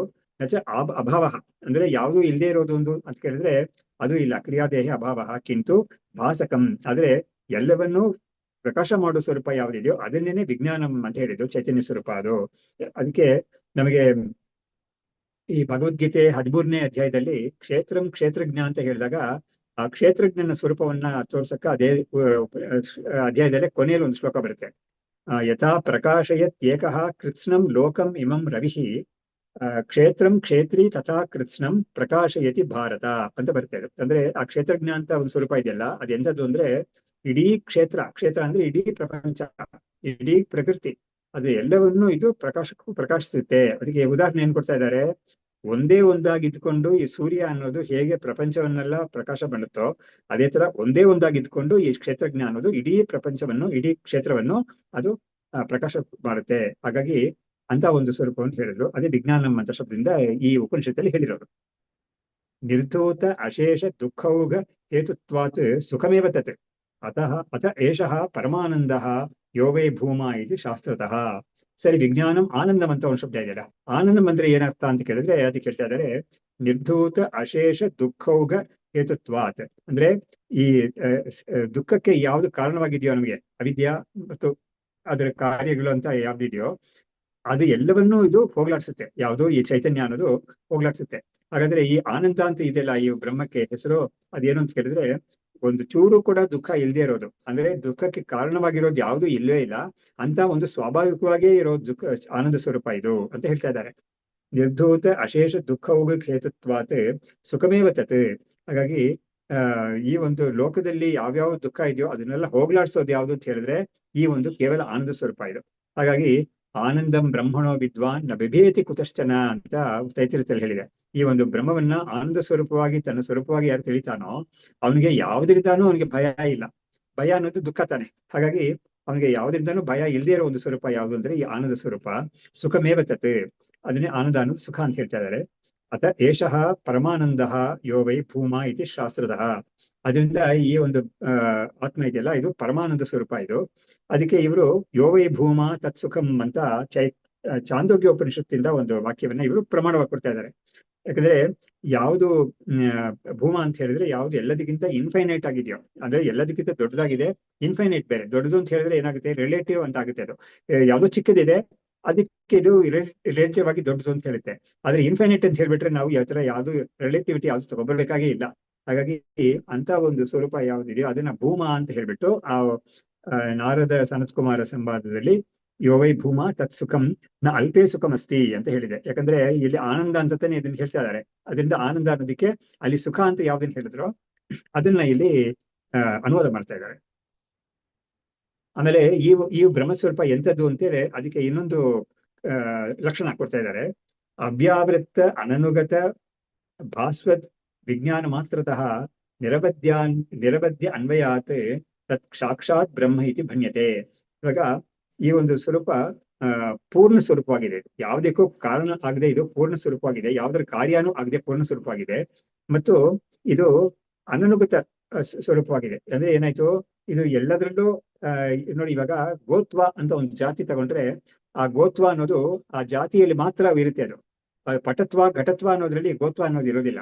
ಹಾಗಾಗಿ ಅದಕ್ಕೊಂದು ರೆಸ್ಟ್ರಿಕ್ಷನ್ ಇದೆ ಅದಕ್ಕೆ. ಬಟ್ ಈ ಒಂದು ಬ್ರಹ್ಮಸ್ವರೂಪ ಇದೆಯಲ್ಲ, ಅದ್ರ ಯಾವ್ದು ರೆಸ್ಟ್ರಿಕ್ಷನ್ಸ್ ಇಲ್ಲದೆ ಇರೋದು, ಎಲ್ಲದ ಕಡೆನೂ ವ್ಯಾಪಕವಾಗಿರೋ ಒಂದು ಸ್ವರೂಪ ಇದು. ನಿರವಧ್ಯ ಅನ್ವಯಾತ್, ಇದಕ್ಕೆ ಯಾವುದೇ ದೋಷವೂ ಇಲ್ಲದೆ ಇದು ಪ್ರಕಾಶವಾಗಿರೋದು. ಅದನ್ನ ಸಾಕ್ಷಾತ್ ಬ್ರಹ್ಮ ಇತಿ ಭಣ್ಯತೆ. ಅದನ್ನೇ ಸಾಕ್ಷಾತ್ ಬ್ರಹ್ಮ, ಯತ್ ಸಾಕ್ಷಾತ್ ಅಪರೋಕ್ಷಾತ್ ಬ್ರಹ್ಮ ಅಂತ ಯಾವ್ದನ್ನ ಹೇಳಿದ್ರು ಅದನ್ನೇ ಈ ವಿಜ್ಞಾನ ಆನಂದ ಬ್ರಹ್ಮ ಅಂತ ಮತ್ತೆ ಇನ್ನೊಂದು ಶಬ್ದದಿಂದ ಹೇಳ್ತಾ ಇದ್ದಾರೆ. ತಥೈವ ಅವಿದ್ಯಾಯಾ ಶಕ್ತಿಯ ಭೋಗಮೋಕ್ಷ ಪ್ರದಾತೃಹಿ ತದೇವ ಅವಿದ್ಯೆಯ ಶಕ್ತಿಯ ಭೋಗಮೋಕ್ಷ ಪ್ರದಾತೃಹಿ ಅನುಗೃಹಾತು ತತ್ ಭೂಯೋ ವಿದ್ಯಾತೀರ್ಥ ಮಹೇಶ್ವರ ಅಂತ ಹೇಳ್ಬಿಟ್ಟು ಇವರು ವಿದ್ಯಾರಣ್ಯರು ಈ ಒಂದು ಅಧ್ಯಾಯವನ್ನ ಇಲ್ಲಿ ಮುಗಿಸ್ತಾ ಇದ್ದಾರೆ. ಆ ಒಂದು ವಿಜ್ಞಾನ ಆನಂದ ಬ್ರಹ್ಮ ಅಂತ ಇದೆಯಲ್ಲ, ಅದು ಜಗತ್ತಿಗೆ ಕಾರಣವಾಗಿದೆ. ಹೇಗೆ ಕಾರಣ ಆಗಿದೆ ಅಂತ ಹೇಳಿದ್ರೆ, ಜಗತ್ತಲ್ಲಿರೋ ಜೀವರುಗಳಿಗೆಲ್ಲ ಭೋಗ ಮತ್ತು ಮೋಕ್ಷ ಕೊಡಕ್ಕೆ ಅದಕ್ಕೆ ಸಾಮರ್ಥ್ಯ ಇರೋದು. ಹೇಗ್ ಸಾಮರ್ಥ್ಯ ಬರುತ್ತೆ? ಅದು ಕೇವಲ ವಿಜ್ಞಾನ ಆನಂದ ಅಂತ ಇರೋದಕ್ಕೆ ಹೇಗೆ ಸಾಮರ್ಥ್ಯ ಬರುತ್ತೆ ಅಂತ ಕೇಳಿದ್ರೆ, ಅವಿದ್ಯಾಶಕ್ತಿ ಅಂತ ಹೇಳಿದ್ರೆ ಮಾಯಾಶಕ್ತಿ ಅಂತ. ಆ ಮಾಯಾಶಕ್ತಿ ಅನ್ನೋದನ್ನ ಅದಕ್ಕೆ ಸೇರಿಸಿದಾಗ ಅವಾಗ ಅದು ಜೀವರುಗಳಿಗೆಲ್ಲ ಭೋಗಕ್ಕೂ ಕಾರಣವಾಗುತ್ತೆ ಮತ್ತು ಮೋಕ್ಷಕ್ಕೂ ಕಾರಣವಾಗುತ್ತೆ ಅಂತ. ಇದರಿಂದ ನಮ್ಗೆ ಇನ್ನೊಂದು ಏನು ಗೊತ್ತಾಗುತ್ತೆ ಅಂತ ಹೇಳಿದ್ರೆ, ಜೀವರುಗಳಿಗೆ ನಿಜವಾಗ್ಲೂ ಭೋಗ ಮೋಕ್ಷ ಅನ್ನೋದು ಎರಡು ಕೂಡ, ಭೋಗ ಅಂತ ಹೇಳಿದ್ರೆ ನಾವು ಬಂಧ ಅಂತ ಹೇಳ್ಬೋದು, ಮೋಕ್ಷ ಅಂತ ಹೇಳಿದ್ರೆ ನಮ್ಗೆ ಬಂಧದಿಂದ ಬಿಡುಗಡೆ ಅಂತ. ಇವಾಗ ಭೋಗ ಮೋಕ್ಷ ಎರಡಕ್ಕೂ ಕೂಡ ಈ ಬ್ರಹ್ಮಗೂ ಅವಿದ್ಯೆ ಅನ್ನೋದ್ರಿಂದ ಸಂಬಂಧಪಟ್ಟು ಇದು ಕಾರಣವಾಗುತ್ತೆ ಅಂತ ಹೇಳಿದ್ರೆ ಏನಾಗುತ್ತೆ, ಈ ಬಂಧ ಅನ್ನೋದಾಗ್ಲಿ ಮೋಕ್ಷ ಅನ್ನೋದಾಗ್ಲಿ ಎರಡೂ ಕೂಡ ಅವಿದ್ಯಾ ಅಂತ ಯಾವ ಒಂದು ಡೊಮೈನ್ ಸ್ತರ ಇದೆಯೋ ಅದ್ರಲ್ಲೇನೆ ಇದು ಫಂಕ್ಷನ್ ಆಗ್ತಾ ಇರೋದು, ಭೋಗ ಮತ್ತು ಬಂಧ ಮತ್ತು ಮೋಕ್ಷ. ಇಲ್ಲಿ ಹೋದ್ರೆ ಈ ನಿಜ ಸ್ವಾಭಾವಿಕವಾಗಿ ತಗೊಂಡ್ರೆ ಈ ಬ್ರಹ್ಮ ಒಂದೇ ಒಂದಿರೋದು, ಜೀವರುಗಳು ಅಂತ ಯಾವ್ದು ಇಲ್ವೇ ಇಲ್ಲ ನಿಜವಾಗ್ಲೂ. ಅವಾಗ ಏನಾಗುತ್ತೆ, ಮೋಕ್ಷ ಬಂಧ ಅನ್ನೋದು ಯಾವುದೂ ಇಲ್ವೇ ಇಲ್ಲ. ಅದನ್ನ ನಮ್ಮ ಗೌಡಪಾದರು ಕಾರಿಕೆಯಲ್ಲಿ ಹೇಳಿರೋದು, ನ ನಿರೋಧೋ ನ ಚೋತ್ಪತ್ತಿ ನ ಬಂಧೋನ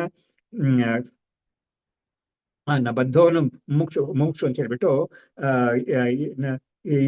ಇತ್ಯೇಷ ಪರಮಾರ್ಥತ ಅಂತ ಹೇಳಿದ್ದಾರೆ. ಹಾಗಾಗಿ ನಿರೋಧ ಅಂದ್ರೆ ಸೃಷ್ಟಿ ಸ್ಥಿತಿ ಯಾವುದೂ ಇಲ್ವೇ ಇಲ್ಲ.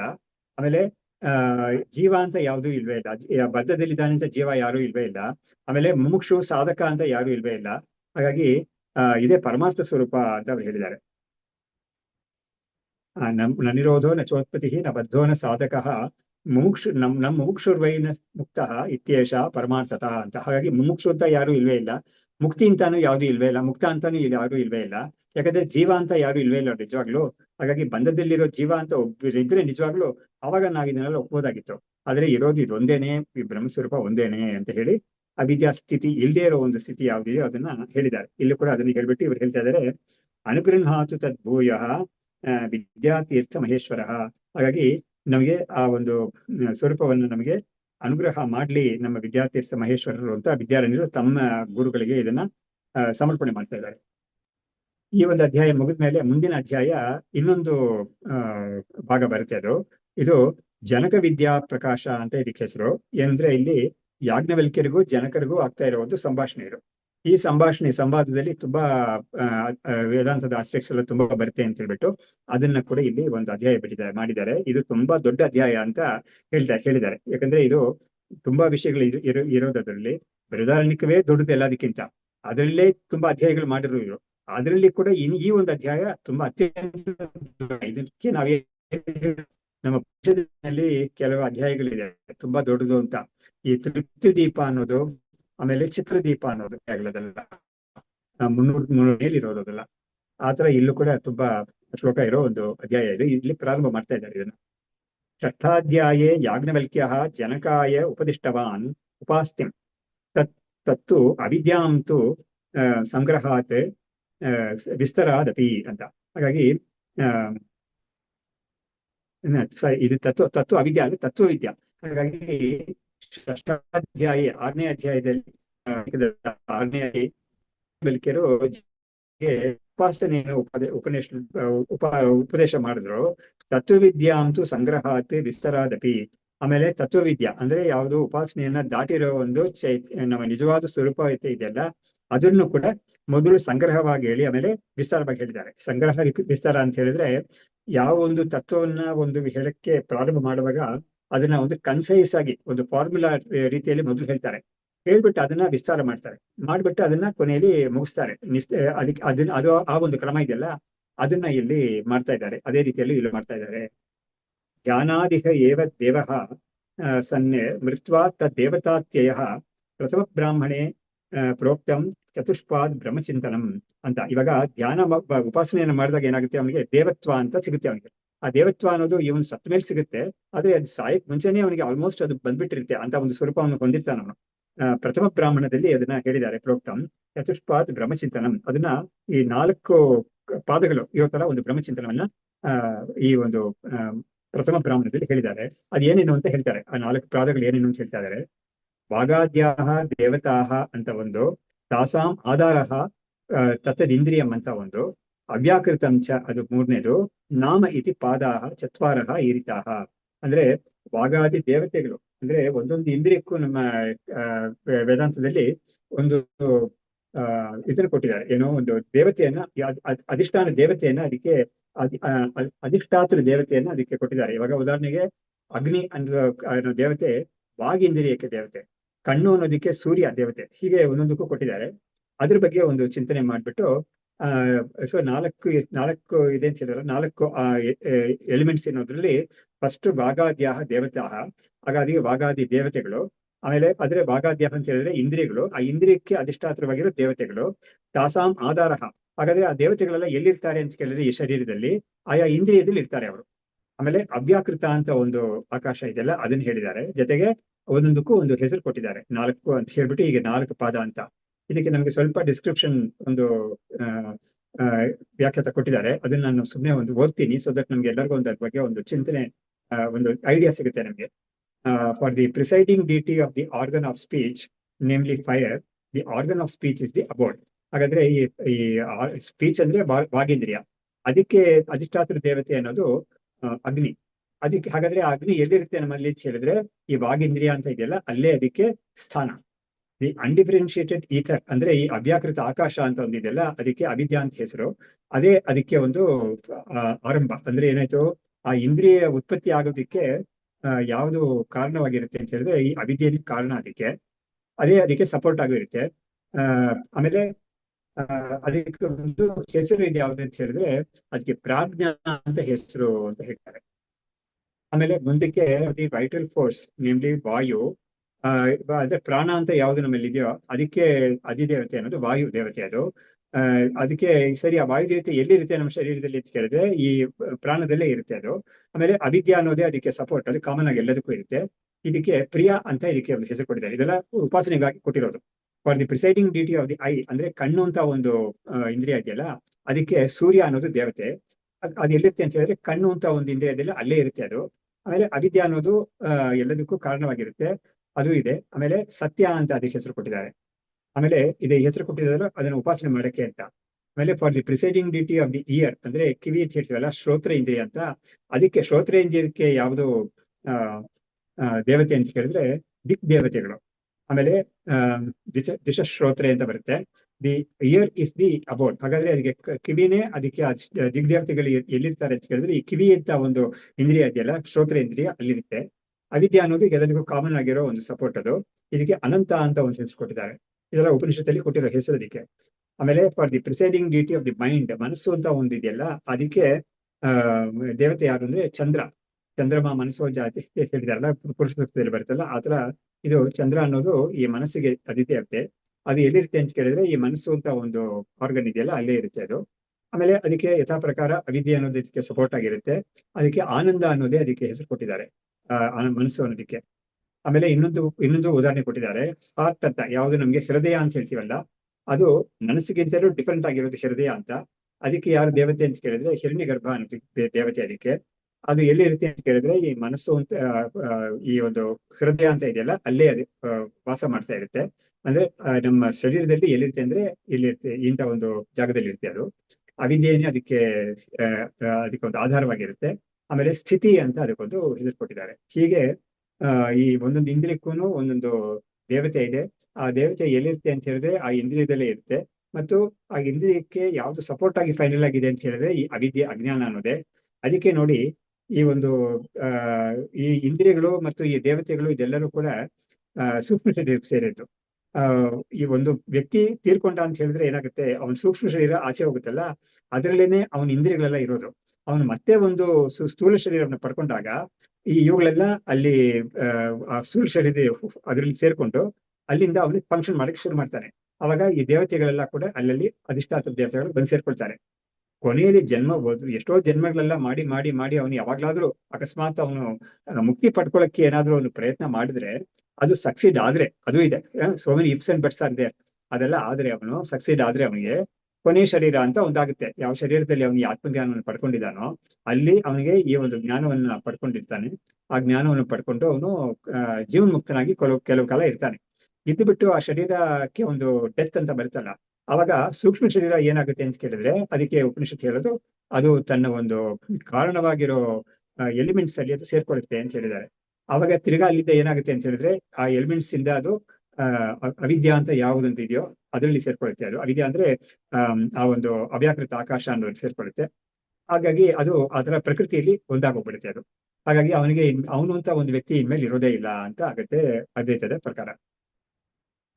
ಸೊ ಇದಾದ್ಮೇಲೆ ಅವರು ಈ ಒಂದು ವಿಷಯವನ್ನ ಅಸಮಾಪ್ತೇಹೇ ಪುಮರ್ಥಸ್ಯ ನ ಮುಖ್ಯಂ ಅನುಶಾಸನಂ ತದ್ದತ್ತಾಂ ಯಾಜ್ಞವಲ್ಕ್ಯೋ ಅತಃ ನ ಅಗ್ರಹೀತೆ ಗುರುದಕ್ಷಿಣ.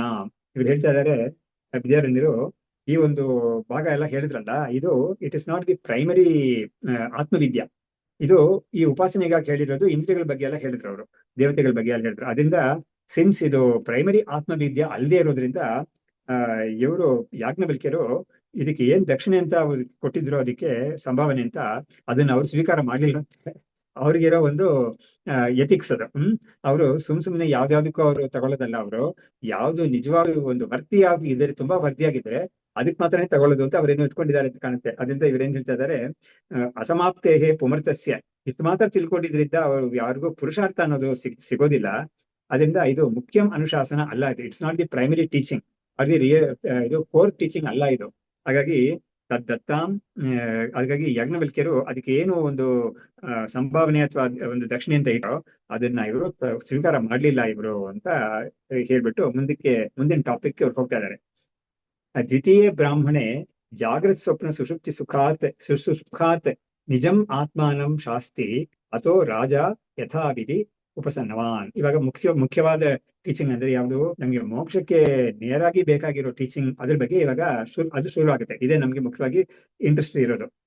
ಇಲ್ಲಿ ಇವರು ಒಂದು ಚರ್ಯ ತೋರಿಸ್ತಾ ಇದ್ದಾರೆ. ಜನಕ ಇದನ್ನ ತಿಳ್ಕೋಬೇಕು ಅಂತ ಅವನಿಗೆ ತುಂಬಾ ಕುತೂಹಲ. ಅವನೇನ್ ಮಾಡ್ತಾನೆ, ಇವಾಗ ಈ ಒಂದು ಟಾಪಿಕ್ ಶುರು ಆಗುತ್ತೆ ಅಂತ ಹೇಳಿದ ತಕ್ಷಣ ಅವನು ಗುರುವಾಗಿ ಬಂದಿರೋ ಈ ಯಾಜ್ಞವಲ್ಕ್ಯರಿಗೆ ಅವನು ಸೇವೆ ಮಾಡಕ್ಕೆ ಪ್ರಾರಂಭ ಮಾಡ್ತಾನೆ. ಇದಕ್ಕೆ ನಮ್ಗೆ ನೋಡಿದಾಗ ಎಲ್ಲೂ ಕೂಡ ಒಂದು ವಿದ್ಯೆ ಅನ್ನೋದು ವಿದ್ಯೆ ಪಡ್ಕೊಳ್ತಾ ಇದ್ದಾನಲ್ಲ, ಅವನು ವಿದ್ಯೆ ಯಾರು ಕೊಡ್ತಾ ಇದ್ದಾರೋ ಅವ್ರಿಗೆ ಏನಾದ್ರೂ ಒಂದು ಸೇವೆ ಮಾಡದೆ ಅವನಿಗೆ ಅದು ಸಿಗೋದಿಲ್ಲ. ಅದೇ ಸೇವೆ ಮಾಡಿನೇ ಅದು ಪ್ರಾಪ್ತವಾಗ್ಬೇಕು ಅಂತ ನಿಯಮ ಇದೆ. ಆ ನಿಯಮ ನಾವು ಭಗವದ್ಗೀತೆಯಲ್ಲಿ 4ನೇ ಅಧ್ಯಾಯದಲ್ಲಿ ನಾವು ತುಂಬಾ ಚೆನ್ನಾಗಿ ನೋಡ್ತೀವಿ ಅದನ್ನ.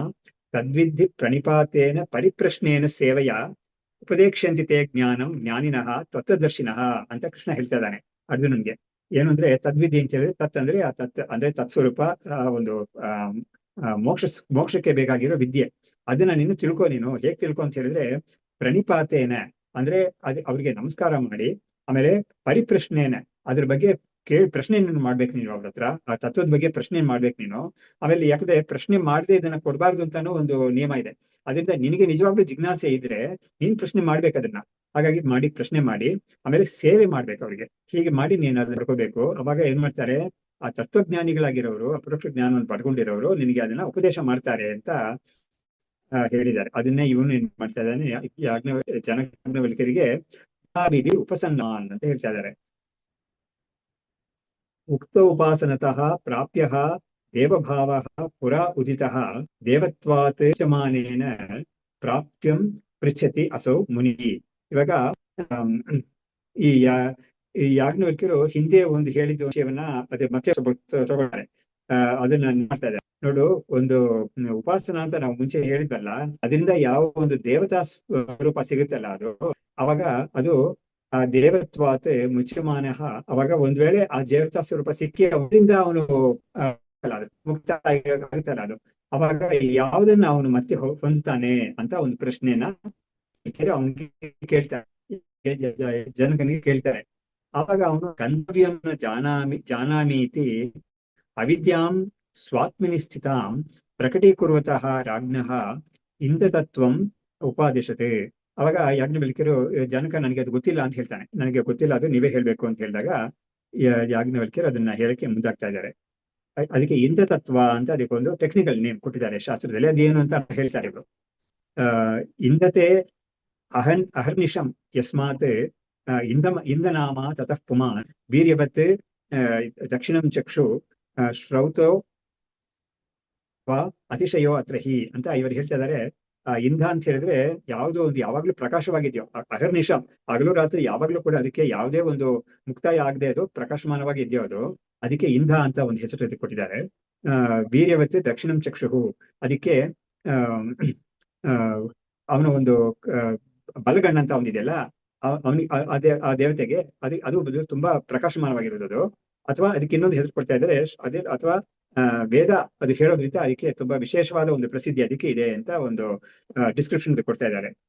ಪರೋಕ್ಷ ನಾಮ ಯಾಜೇನ ಪರಮೇಶ್ವರ ವಾಚಿನಂ ಇಂದ ಶಬ್ದ ಪ್ರಯುಜ್ಯಾನಃ ಇಂದಸ್ಯಾಹ ಈಶ್ವರಾತ್ಮತಾಂ. ಹಾಗಾಗಿ ಈ ಒಂದು ದೇವತೆಯನ್ನ ಸಾಮಾನ್ಯವಾಗಿ ಅದಕ್ಕೆ ನೇರಾಗಿ ಅದನ್ನ ಹೇಳ್ಬಾರ್ದು ಅನ್ನೋ ಕಾರಣದಿಂದ ಪರೋಕ್ಷವಾಗಿ ಅದನ್ನ ಹೇಳ್ಬೇಕು ಅಂತ ಪರೋಕ್ಷ ಪ್ರಿಯ ಈ ದೇವಾಹ ಅಂತ ಒಂದು ವೇದದಲ್ಲಿ ಬರುತ್ತೆ ಅದು. ಅದರಿಂದ ಇದಕ್ಕೆ ಇಂಧ ಅಂತ ಒಂದು ಶಬ್ದವನ್ನು ಕೊಟ್ಟಿದ್ದಾರೆ. ಪರಮೇಶ್ವರನಿಗೆ ಈ ತರ ಒಂದು ಹೆಸರು ಕೊಟ್ಟಿದ್ದಾರೆ. ಪರಮೇಶ್ವರ ಅಂದ್ರೆ ಪರಮಾತ್ಮ. ಅದಕ್ಕೆ ದಕ್ಷಿಣಾಕ್ಷಿಣಿ ಚೈತನ್ಯಂ ಪುರುಷಃ ವಾಮಚಕ್ಷುಷಿ ಚೈತನ್ಯಂ ಸ್ತ್ರೀ ಇತಿ ಭೇದೋ ಅಯಂ ಕಲ್ಪ್ಯತೆ ಸುಖಬುದ್ಧಯೇ. ಇದನ್ನ ನಾವು ಚೆನ್ನಾಗಿ ಸುಲಭವಾಗಿ ತಿಳ್ಕೊಳ್ಳೋಕ್ಕಾಗಿ ಏನ್ ಮಾಡ್ತಾ ಇದ್ದಾರೆ, ಅದಕ್ಕೊಂದು ರೂಪಕ ಕೊಡ್ತಾ ಇದ್ದಾರೆ. ರೂಪಕ ಅಂತ ಹೇಳಿದ್ರೆ ಸಮ್ ಕೈಂಡ್ ಆಫ್ ಇಮೇಜರಿ. ಅದು ಕೊಟ್ರೆ ಇಮೇಜರಿ ಮುಖಾಂತರ ನಮ್ಗೆ ಇದನ್ನ ಸುಲಭ ಅಂತ ಅರ್ಥ ಮಾಡ್ಕೋಬಹುದು ಅಂತ. ಅವಾಗ ಏನ್ ಹೇಳ್ತಾ ಇದ್ದಾರೆ, ದಕ್ಷಿಣೆ ಅಕ್ಷಿಣಿ ಚೈತನ್ಯಂ ಪುರುಷಃ, ಈ ಒಂದು ಬಲಗಣ್ಣು ಅಂತ ಇದೆಯಲ್ಲ ಅದರಲ್ಲಿರೋ ಚೈತನ್ಯ ಕರೆದ್ರು, ಬಲಗಣ್ಣಲ್ಲಿ ಇರೋ ಒಂದು ಚೈತನ್ಯವನ್ನ ಸ್ತ್ರೀ ಅಂತ ಕರೆದ್ರು. ಹೀಗೆ ಭೇದ ಮಾಡಿ ಕಲ್ಪ್ಯತೆ ಸುಖಬುದ್ಧಿ ಅಂದ್ರೆ ಸುಲಭವಾಗಿ ತಿಳ್ಕೊಳ್ಳೋಕ್ಕಾಗಿ ಈ ತರ ಒಂದು ಇಮೇಜರಿ ಕೊಡ್ತಾ ಇದ್ದಾರೆ. ಉಕ್ತ ಜಾಗೃತವಸ್ಥಾ ಏವಂ ಇಂದ್ರಿಯ ವ್ಯವಹಾರ ಕೃತೆ ದಂಪತ್ಯೋ ಸಂಗಮಃ ಸ್ವಪ್ನಃ ಹಾರ್ದಾಕಾಶೋ ಚ ಬನ್ಯತೆ.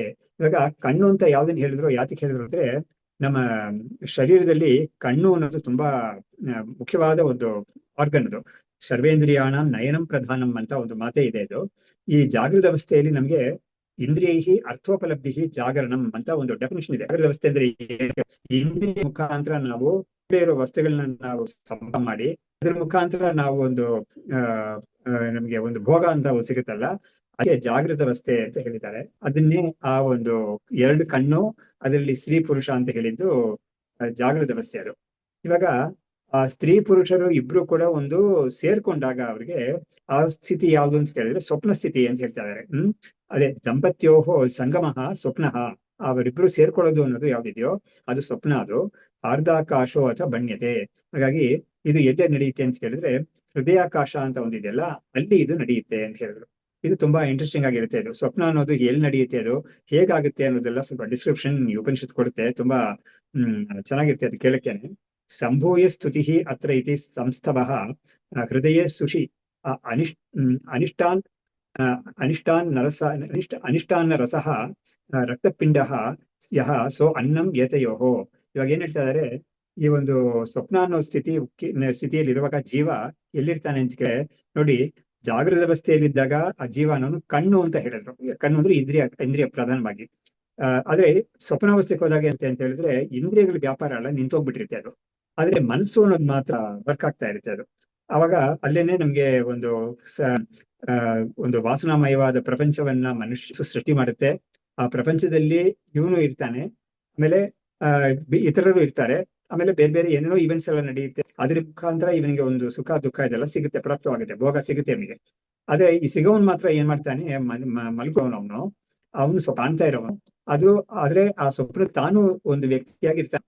ಸೊ ಇಷ್ಟನ್ನು ಕೂಡ ಈ ಮನಸ್ಸು ಸೃಷ್ಟಿ ಮಾಡುತ್ತೆ ಅದು.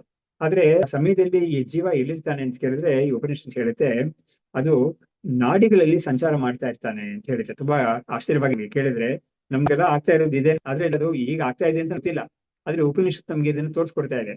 ಹೃದಯ ಅಂತಹ ಶತನಾಡ್ಯಾಂ ಪುಂಜಂ ಭಾವಂ ವಿದು ಸ್ವಪ್ನಾತ್ ಜಾಗರಣ ಪ್ರಾಪ್ತಿಯೈ ಮಾರ್ಗೋ ನಾಡಿ ಊರ್ಧ್ವಗಾಮಿ ಅಂತ ಹೇಳ್ತಾ ಇದ್ದಾರೆ. ಅಂದ್ರೆ ಹೃದಯ ಅಂತ ಹೇಳಿದ್ರೆ ಈ ಮಾಂಸಪಿಂಡ ಒಂದು ಹಾರ್ಟ್ ಅಂತ ಹೇಳ್ತೀರಾ, ಅದ್ರ ಒಳಗಡೆ 100 ಇದೆ ಅಂತೆ. ನಾಡಿ ತುಂಬಾ ಸೂಕ್ಷ್ಮ ಇರೋ ಟ್ಯೂಬ್ಸ್. ಸೊ ಅದು ಅದರ ಒಂದು ಪುಂಜ ಅಂತ ಹೇಳಿ, ಇವಾಗ ನಾವು ಹೇಗೆ ಒಂದು ಬೇಕಾದ ಟೂಲ್ಗಳೆಲ್ಲ ಕೈಯಲ್ಲಿ ಸೇರಿಸಿಕೊಂಡ್ರೆ ಒಂದು ಪುಂಜ ಅಂತ ಆಗುತ್ತೋ, ಒಂದು ಗುಂಪು ಅಂತ ಆಗುತ್ತೋ, ಆ ತರ ಇದು ಈ ನಾಡಿಗಳೆಲ್ಲ ಸೇರ್ಕು ಒಂದು ಹೃದಯ ಇರುತ್ತೆ. ಅದನ್ನ ಪ್ರಾವರಣ ಅಂತ ಹೇಳ್ತಾರೆ.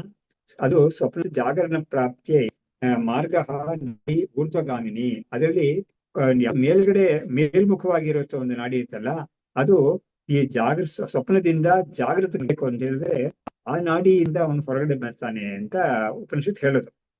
ಆ ಜೀವ ಹೊರಗಡೆ ಬರ್ತಾನೆ. ಹಾಗಾದ್ರೆ ಏನಾಯ್ತು, ಆ ನಾಡಿಗಳಲ್ಲಿ ಸಂಚಾರ ಮಾಡ್ತಾನೆ. ಅದನ್ನ ಇನ್ನು ಹೇಳ್ತಾರೆ ಅವರು, ಯಸ್ಮಾದ್ ಅನ್ನರಸಃ ಕೇಶಸಂಶೇನ ಸಂಹಿತೈಃ ನಾಡಿಭೇದೈಃ ಸ್ವಪ್ನದೃಶ್ಯಂ ಯಾತಿ ಸುತರಹ ತತಃ. ಹಾಗಾಗಿ ಈ ಒಂದು ಅನ್ನರಸ ಅಂದ್ರೆ ಯಾವ್ದಿದೆಯೋ, ಈ ಒಂದು ನಮ್ದು ಅನ್ನರಸ ಅಂತ ಹೇಳಿದ್ರೆ ನಮ್ಮ ಆಹಾರ ತಗೊಂಡಿದ್ದೀವಿ, ಅದರ ಒಂದು ರಸ ಇಲ್ಲ, ಅದು ಎಲೆಗಳೆಲ್ಲ ತುಂಬಿರುತ್ತೆ. ಅದರಲ್ಲೂ ಕೂಡ ಕಲರ್ಸ್ ಹೇಳಿದ್ದಾರೆ, ನೀಲಿ ಕಲರ್, ನೀಲಿ ಮತ್ತು ಇಂಥದ್ದೆಲ್ಲ ಹೇಳಿದ್ದಾರೆ. ಹೀಗೆ ತರ ಮಾಡ್ತಾ ಇರ್ತಾನೆ ಅಂತ ಇದರಲ್ಲಿ ಜೀವತಾನೆ ಅಂತ. ತುಂಬಾ ನಂಬಕ್ಕೆ ಕಷ್ಟ, ಮಾಡ್ಕೊಳ್ಬೇಕು ಕಷ್ಟ, ನಮಗೂ ಕಷ್ಟ ತುಂಬಾ. ಹಾಗಾಗಿ ಹೀಗಿರುತ್ತೆ ಅದು. ನಾಡಿ ಭೇದೈಹಿ ಸ್ವಪ್ನತಿ. ಹಾಗಾಗಿ ದೃಶ್ಯವನ್ನ ಸೂಕ್ಷ್ಮ ತರಹ ತತಃ. ಹಾಗಾಗಿ ಇದು ಬಾಕಿ ಎಲ್ಲದಕ್ಕಿಂತ ಇದು ಸೂಕ್ಷ್ಮವಾಗಿರೋದು. ಯಾವುದು ನಾಡಿ ಅನ್ನೋದು ತುಂಬಾ ಸೂಕ್ಷ್ಮವಾಗಿರೋದು ಅಂತ ಹೇಳಿದ್ರು. ಸ್ವಪ್ನದಲ್ಲಿ ಅವನು ಸಂಚಾರ ಮಾಡ್ತಿರೋ ನಾಡಿ ತುಂಬಾ ಸೂಕ್ಷ್ಮ. ಸ್ವಪ್ನಾವಸ್ಥಾ ಸಮಾಪ್ತ ಅಥ ತಸ್ಯ ಪ್ರಾಚೀ ಇತಿ ವಾಕ್ಯತಃ ಸುಷುಪ್ತಿಃ ಉಚ್ಯತೆ ತತ್ರ ಯುಕ್ತ ಸರ್ವದಿಗಾಂತ. ಇವಾಗ ಸ್ವಪ್ನಾವಸ್ಥೆ ಮುಗಿಯುತ್ತೆ, ಮುಗಿದ್ಮೇಲೆ ಏನಾಗುತ್ತೆ, ಅವನು ಸುಷುಪ್ತಿ ಅವಸ್ಥೆಗೆ ಹೋಗ್ತಾನೆ. ಹಾಗಾಗಿ ಸುಷುಪ್ತಿ ಅವಸ್ಥೆ ಅನ್ನೋದನ್ನ ಹೇಳಕ್ ಶುರು ಮಾಡ್ತಾರೆ. ಯುಕ್ತ ದಿಗಾತ್ಮತ ಅಂದ್ರೆ ಏನಾಗುತ್ತೆ, ಆ ಸುಷುಪ್ತಿ ಅವನು ಎಲ್ಲಾ ದಿಕ್ಕುಗಳಲ್ಲೂ ಅವನು ಇರೋ ತರ ಇರ್ತಾನೆ. ಅಂದ್ರೆ ಅವನಿಗೊಂದು ವ್ಯಾಪ್ತಿ ಇರುತ್ತೆ. ಅದು ಇನಿವೇ ಅವ್ನಿಗೆ ಗೊತ್ತಾಗಿರಲ್ಲ, ನಾನು ವ್ಯಾಪಕನಾಗಿದ್ದೀನಿ ಅನ್ನೋದು ಗೊತ್ತಾಗಲ್ಲ. ಕಠೋಪನಿಷತ್ತಲ್ಲಿ ಕೂಡ ಬರುತ್ತೆ ಅದು. ಹಾಗಾಗಿ ಏನು ಆ ಸುಷುಪ್ತಿಯಲ್ಲಿ ಅವನು ಯಾತಿ ಸರ್ವಗಹ ಅಂತ ಒಂದು ಬರುತ್ತೆ, ಎಲ್ಲಾ ಕಡೆನೂ ಅವನು ಇರ್ತಾನೆ ಅಂತ. ಸಾಶ್ರಯೈಹಿ ಕರಣೈಹಿ ಹೀನಃ ಗ್ರಸ್ತ ಅಧ್ಯಾತ್ಮ ಅಧಿದೈವತಃ ಸುಷುಪ್ತಃ ಏಕಃ ಏವ ಆಸ್ತೆ ಪ್ರಜ್ಞಾನ ಘನ ವಿಗ್ರಹ. ಹಾಗಾಗಿ ಇವನು ಆಶ್ರಯಗಳಿಂದ ಸೇರ್ಕೊಂಡಿರೋ ಈ ಇಂದ್ರಿಯಗಳೆಲ್ಲ ಇದೆಯಲ್ಲ, ಅದೆಲ್ಲ ಇಲ್ದೇನೆ, ಆ ಇಂದ್ರಿಯಗಳ ಸಂಬಂಧನೂ ಇಲ್ಲದೆ, ಮನಸ್ಸಿನ ಸಂಬಂಧವೂ ಕೂಡ ಇಲ್ಲದೆ, ಇವನು ಅಧ್ಯಾತ್ಮ ಅಧಿದೈವ ಅದೆರಡನ್ನೂ ಕೂಡ ಇವನು ಅದನ್ನ ಶಮನ ಮಾಡಿ, ಉಪಶಮನ ಮಾಡಿ, ಸುಷುಪ್ತಿ ಅಂತ ಒಂದು ಸಮಯದಲ್ಲಿ ಅವನು ಈ ಒಂದು ಪ್ರಜ್ಞಾನ ಘನವಾಗಿರ್ತಾನೆ. ಪ್ರಜ್ಞಾನ ಘನ ಅನ್ನೋದಕ್ಕೆ ನಮ್ಮ ಪರಮಾನಂದ ಸ್ವಾಮಿ ಒಂದು ಉದಾಹರಣೆ ಕೊಡ್ತಾರೆ. ಅವರು ಒಂದು 3-4 ಹಿಟ್ಟುಗಳೆಲ್ಲ ಸೇರಿಸಿ ಒಂದು ಪಿಂಡ ಮಾಡಿದ್ರೆ ಅದ್ರಲ್ಲಿ ನಾವು ಕಡಲೆ ಹಿಟ್ಟು ಯಾವುದು, ಗೋಧಿ ಹಿಟ್ಟು ಯಾವುದು ಅಂತ ನಮ್ಗೆ ಸ್ಪಷ್ಟವಾಗಿ ಕಂಡುಹಿಡಿಯಕ್ ಆಗೋದಿಲ್ಲ. ಆತರ ಎಲ್ಲವೂ ಸೇರಿಸ್ಕೊಂಡಿರೋದು ಅಂತ ಇವನಿಗೆ ನೋಡಿ. ಯಾತಕ್ಕೆ ಪಿಂಡ ಅಂತ ಹೇಳ್ತಾ ಇದಾರೆ ಅಂದ್ರೆ, ಎಚ್ಚರಾವಸ್ಥೆಯಲ್ಲಿ ಅವನಿಗೆ ಘಟಪಟಾದಿ ಜ್ಞಾನಗಳಿರುತ್ತೆ. ಆಮೇಲೆ ಬೇರೆ ಬೇರೆ ಅವನು ಏನಾದ್ರೂ ಅಭ್ಯಾಸ ಮಾಡಿದ್ದಾನೆ ಅಂತ ಹೇಳಿದ್ರೆ ಅವನಿಗೆ ಯಾವ್ದಾದ್ರು ಒಂದು ಕಂಪ್ಯೂಟರ್ ಜ್ಞಾನನೋ ಫಿಸಿಕ್ಸ್ ಜ್ಞಾನನೋ ಏನೋ ಜ್ಞಾನಗಳೆಲ್ಲ ಅವ್ನಿಗೆ ಬೇಕಾದಷ್ಟು ಇರುತ್ತೆ, ಅಥವಾ ಮ್ಯೂಸಿಕ್ ಜ್ಞಾನ, ಇದೆಲ್ಲ ಅವನಿಗೆ ಎಚ್ಚರಾವಸ್ಥೆಯಲ್ಲಿ ಅದೆಲ್ಲ ಸೆಪರೇಟ್ ಆಗಿ ಒಂದೊಂದನ್ನು ಅವನು ಎಕ್ಸ್ಪ್ರೆಸ್ ಮಾಡಕ್ಕೆ ಅವ್ನಿಗೆ ಆಗುತ್ತೆ. ಆದ್ರೆ ಈ ಸುಷುಪ್ತಿ ಸಮಯದಲ್ಲಿ ಏನಾಗಿರುತ್ತೆ, ಅಷ್ಟು ಜ್ಞಾನಗಳು ಅವನನ್ನು ಬಿಟ್ಟು ಹೋಗಿರಲ್ಲ. ಆದ್ರೆ ಅವುಗಳೊಂದು ಪಿಂಡಭಾಗ ಹೋಗಿರುತ್ತೆ. ದಟ್ ಈಸ್ ಅದ್ರ ಒಂದರಿಂದ ಇನ್ನೊಂದನ್ನ ನಾವು ಭೇದ ಮಾಡಕ್ ಆಗೋದಿಲ್ಲ. ಅದನ್ನ ಆ ತರ ಒಂದು ಸ್ಥಿತಿಯಲ್ಲಿ ಅದನ್ನು ಪ್ರಜ್ಞಾನ ಘನ ಅಂತ ಅವ್ರು ಹೇಳಿದ್ರು ಅದನ್ನ. ಇಂದ್ರಜಸ ಸೌಷುಪ್ತೈಃ ವಿರಾಟ್ ಸೂತ್ರ ಈಶ್ವರಾಃ ಅಪಿ ಸಂರಕ್ಷಿತಃ ಅಥ ಏತೇಷಾಂ ತ್ವಂ ಆತ್ಮ ಉಪದಿಶ್ಯತೆ. ಹಾಗಾಗಿ ಏನಾಯ್ತು, ಈ ಒಂದು ಸುಪ್ತಿ ಸಮಯವನ್ನು ಹೇಳಿ ಜಾಗೃತ ಅವಸ್ಥೆ, ಸ್ವವಸ್ಥೆ, ಸುಷುಪ್ತಿ ಅವಸ್ಥೆ, ಮೂರು ಅವಸ್ಥೆಗೂ ಮಾಂಡುಕ್ಯ ಉಪನಿಷತ್ ಪ್ರಕಾರನೇ ಎರಡೆರಡು ಒಂದೊಂದ್ರಲ್ಲೂ ಇರುತ್ತೆ. ಒಂದೊಂದು ಏನಂದ್ರೆ ಜಾಗೃತ ಅವಸ್ಥೆಯಲ್ಲಿ ಒಂದು ವ್ಯಷ್ಟಿ ಜೀವ ಇರುತ್ತೆ, ಒಂದು ಸಮಷ್ಟಿ ಜೀವ ಇರುತ್ತೆ. ಸೊ ಜಾಗೃತ ಅವಸ್ಥೆಯಲ್ಲಿ ವ್ಯಷ್ಟಿ ಜೀವನಿಗೆ ವಿರಾಟ್ ಅಂತ ಹೆಸರು, ಸಮಷ್ಟಿ ಜೀವನಿಗೆ ವಿರಾಟ್ ಅಂತ. ಇವನು ವಿಶ್ವ ಅಂತ ಇವನ ಹೆಸರು, ಅಂದ್ರೆ ವ್ಯಕ್ತಿಗೆ ವಿಶ್ವ ಅಂತ ಹೆಸರು, ಸಮಷ್ಟಿಗೆ ವಿರಾಟ್ ಅಂತ ಹೆಸರು. ಆ ವಿರಾಟ್ ಸ್ವರೂಪವನ್ನೇ ನಾವು ಭಗವದ್ಗೀತೆ 11ನೇ ಅಧ್ಯಾಯದಲ್ಲಿ ವಿಶ್ವರೂಪವಾಗಿ ನಾವು ನೋಡೋದು. ಸೊ ಹಾಗಾಗಿ ವ್ಯವಸ್ಥೆಯಲ್ಲಿ ಇರೋ ಜೀವನಿಗೆ ಅಂದ್ರೆ ಸಿಂಗಲ್ ಇಂಡಿವಿಜುವಲ್ ಜೀವಿಗೆ ವಿಶ್ವ ಅಂತ ಹೆಸರು.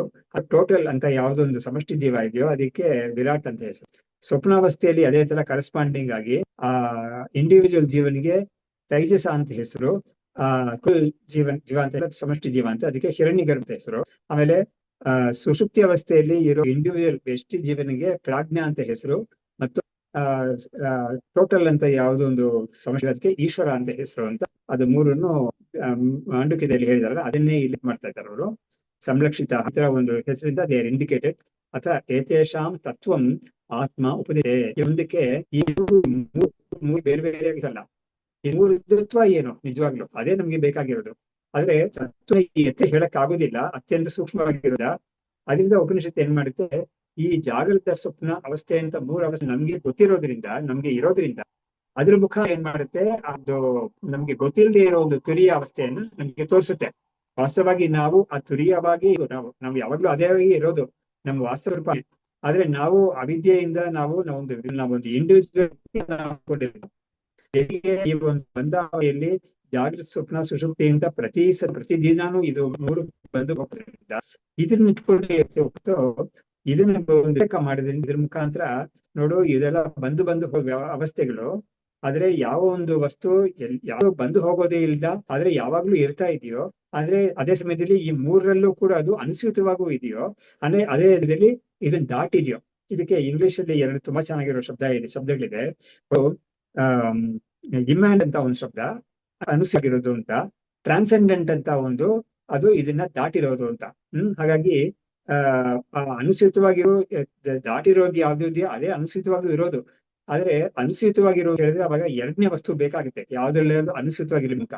ಹಾಗಾಗಿ ಮಾಂಡುಕ್ಯದಲ್ಲಿ ಅದನ್ನ ತುಂಬಾ ಚೆನ್ನಾಗಿ ಪ್ರದರ್ಶನ ಮಾಡಿದ್ದಾರೆ. ಆ ಏನಂತಲ್ಲಿ ನಾಂತ ಪ್ರಜ್ಞಂ ಅಂತ ಹೇಳೋ ಒಂದು ಮಂತ್ರದಲ್ಲಿ ಆ ಒಂದು ನೋಹಿತ ಪ್ರಜ್ಞಂ ಅಂತ ಹೇಳ್ಬಿಟ್ಟು ಶಾಂತಂ ಶಿವಂ ಅದ್ವೈತಂ ಪಂಚೋಪಶಮಂ ಶಾಂತಂ ಶಿವ ಅದ್ವೈತಂ ಚತುರ್ಮನ್ಯಂತೆ ಸ ಆನಾಸ ವಿಜ್ಞೇಯ ಅಂತ 7ನೇ ಮಂತ್ರದಲ್ಲಿ ತುರಿಯವನ್ನಿದ್ದಾರೆ. ಸೊ ಇಲ್ಲಿ ಈ ತರ ಆತ್ಮತತ್ವ ಯಾವುದು ಅಂತ ಮುಂದಾಗ್ತಾ ಇದ್ದಾರೆ. ಬೇರ ಇಂದಾದಿಭಿಹಿ ಭೇದೈ ಅಭಿಹಾಯೋ ಅಭವಸತೆ ಸಹ ಏಷ ನ ಇತಿ ನ ಕಾರ್ಯಂ ನಾಪಿ ಕಾರಣಂ ಅಂತ. ಅಂದ್ರೆ ಯಾವ ಒಂದು ವಿಶ್ವ ತೈಜಸ ಪ್ರಾಜ್ಞಾ ಮತ್ತು ವಿರಾಟ್ ಹಿರಣ್ಯಗರ್ಭ ಆಮೇಲೆ ಈಶ್ವರ ಅಂತ ಇವುಗಳಿಂದ ಬೇರೆ ಒಂದು ಸ್ವರೂಪ ಅವಭಾಸತೆ ಅಭಿನ್ನ, ಅಂದ್ರೆ ಇವುಗಳಾಗಿ ಕೂಡ ಇದೆ ಅದು, ಅದೇ ಸಮಯದಲ್ಲಿ ಇವುಗಳಿಂದ ಬೇರೆಯಾಗೂ ಇದೆ ಅದು. ಸ ಏಷಃ ನೇತಿ ಇತಿ ಆತ್ಮ ನ ಕಾರ್ಯಂ ನಾಪಿ ಕಾರಣಂ. ಹಾಗಾಗಿ ಈ ಒಂದು ಇದೆಯಲ್ಲ ಅದು ಈ ಮೂರರಿಂದಾನು ಆಗಿರೋದು.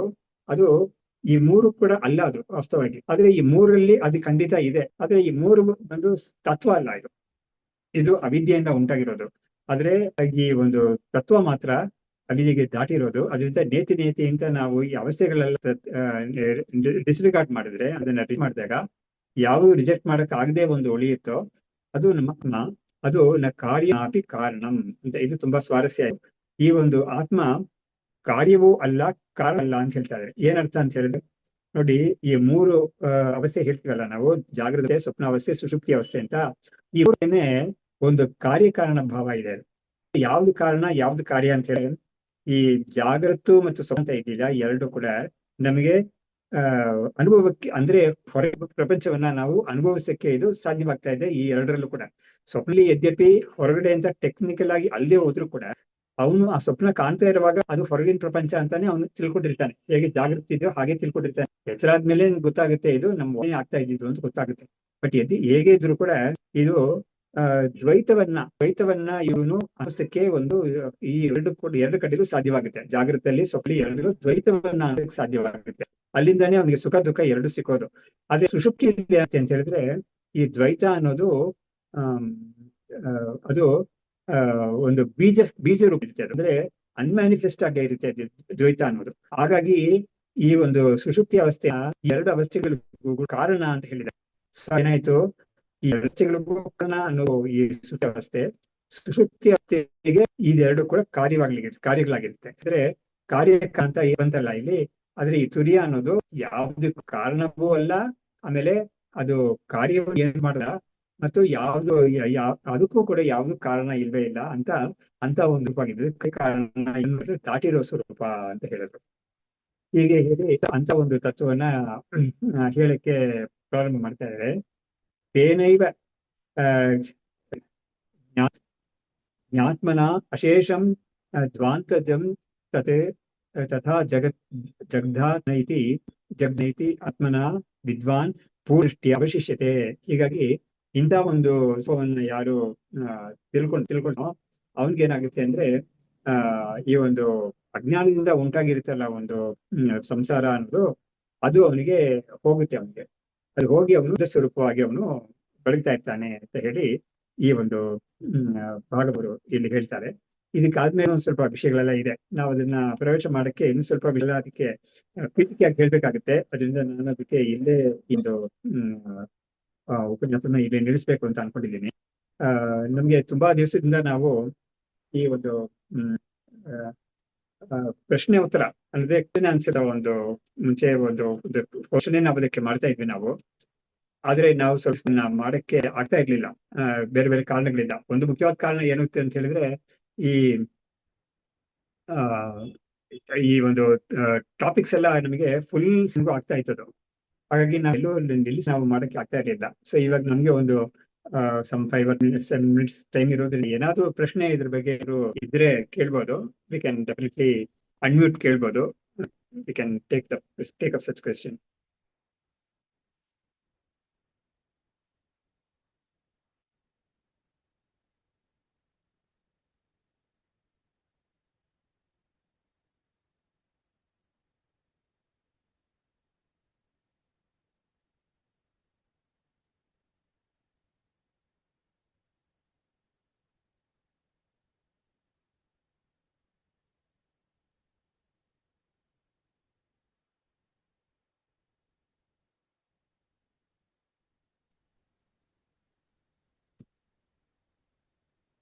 ನಮಸ್ಕಾರ.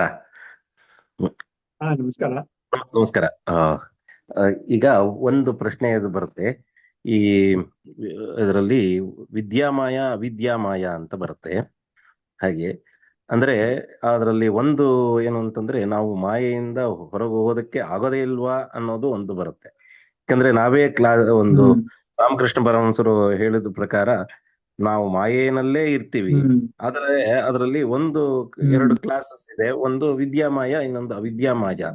ಆ ತರ ಆದಾಗ ಮಾಯೆಯಿಂದ ಹೆಂಗೆ ಹೊರಗೆ ಹೋಗಕ್ಕಾಗತ್ತೆ ಅಂತ ಅಂದ್ರೆ there must be a third state ಅಂತ, should be a third state ಅಂತ ಇರಬಹುದಲ್ವಾ ಅಂತ ಒಂದು ಪ್ರಶ್ನೆ ಬರುತ್ತೆ. ಯಾಕಂದ್ರೆ ನಾವು ಮಾಯೆಯಿಂದ ಇತ್ತು ಅಂತಂದ್ರೆ ಮಾಯೆಯಿಂದ ಹೊರಗೋದಕ್ಕಾಗೋದಿಲ್ಲ, ನಾವು ಬ್ರಹ್ಮಜ್ಞಾನ ಅನ್ನೋ ಬರೋದಕ್ಕೆ ಸಾಧ್ಯವಾಗೋದೇ ಇಲ್ಲ ಅನ್ನೋದು ಒಂದು ಸ್ಥಿತಿ ಬರುತ್ತೆ. ಬ್ರಹ್ಮಜ್ಞಾನ ಆಗ್ಬೇಕು ಅಂತಂದ್ರೆ ಆ ಮಾಯೆಯಿಂದ ಹೊರತಾಗಿರ್ಬೇಕು ಅಂತ. ಹಾಗಿದ್ಮೇಲೆ ಈ ಎರಡು ಕ್ಲಾಸ್ ಇರೋದ್ರಿಂದ ನಾವು ಈ ಎರಡರಲ್ಲೂ ಇದ್ದೇ ಇರ್ತೀವ, ಈ ಎರಡರಲ್ಲೂ ಇರ್ತೀವಿ ಅಂತ ಅನ್ನೋದಾದ್ರೆ ನಾವು ಹೆಂಗೆ ಬ್ರಹ್ಮಜ್ಞಾನದನ್ನ ಪಡ್ಕೋಬಹುದು ಹಾಗೆ ಅನ್ನೋದು ಈ ಪ್ರಶ್ನೆ ಇದೆ. ಕರೆಕ್ಟ್. ತುಂಬಾ ಚೆನ್ನಾಗಿರೋ ಪ್ರಶ್ನೆ ಇದು. ನೋಡಿ, ಇವಾಗ ಈ ಮಾಯೆ ಅನ್ನೋದ್ರಲ್ಲಿ ಸತ್ವ ರಜಸ್ ತಮಸ್ ಅಂತ 3 ಗುಣಗಳಿದೆ ಅಂತ ಶಾಸ್ತ್ರದಲ್ಲಿ ತೀರ್ಮಾನ ಮಾಡಿ ವಿಷಯ. ಅವಾಗ ಈ ಸತ್ವ ರಜಸ್ ತಮಸ್ ಅಂತ ಹೇಳುವಾಗ ವಿದ್ಯಾಮಾಯ ಅನ್ನೋದನ್ನ ಹೇಗೆ ಈ 3ರಲ್ಲಿ ಹೇಗೆ ನಾವು ವಿಂಗಡಣೆ ಮಾಡೋದು ಅಂತ ಹೇಳಿದ್ರೆ, ಈ ಸತ್ವ ಅನ್ನೋದು ವಿದ್ಯೆ. ಸತ್ವ ಒಂದೇ, ಸತ್ವ ರಜಸ್ ತಮಸ್ 3 ಸೆಪರೇಟ್ ಆಗಿ ಎಕ್ಸ್ಕ್ಲೂಸಿವ್ ಆಗಿದೆ. ಅದು ಒಂದು ಜಾಸ್ತಿ ಇದ್ದುಕೊಂಡು ಬಾಕಿ ಕಡಿಮೆ ಇರುತ್ತೆ. ಅದೆಲ್ಲೇ ಇಡೀ ಪ್ರಪಂಚ, ಇಡೀ ಸೃಷ್ಟಿಯಲ್ಲೂ ಹಾಗೆ ಇದೆ ಅಂತ ನಮ್ಗೆ 18ನೇ ಅಧ್ಯಾಯದಲ್ಲಿ ಕೃಷ್ಣ ಹೇಳಿದ್ದಾನೆ. ಅಂದ್ರೆ ಇಡೀ ಸೃಷ್ಟಿಯಲ್ಲಿ ಕೂಡ ಯಾವುದೇ ಒಂದು ವಸ್ತು ಕೂಡ ಸಿಚುವೇಶನ್ ವಸ್ತು ಕೂಡ ಈ ಮೂರು ಇಲ್ಲದೆ ಒಂದು ಸಿಚುವೇಶನ್ ಇಲ್ವೇ ಇಲ್ಲ ಅಂತ ಹೇಳಿದ್ದಾನೆ.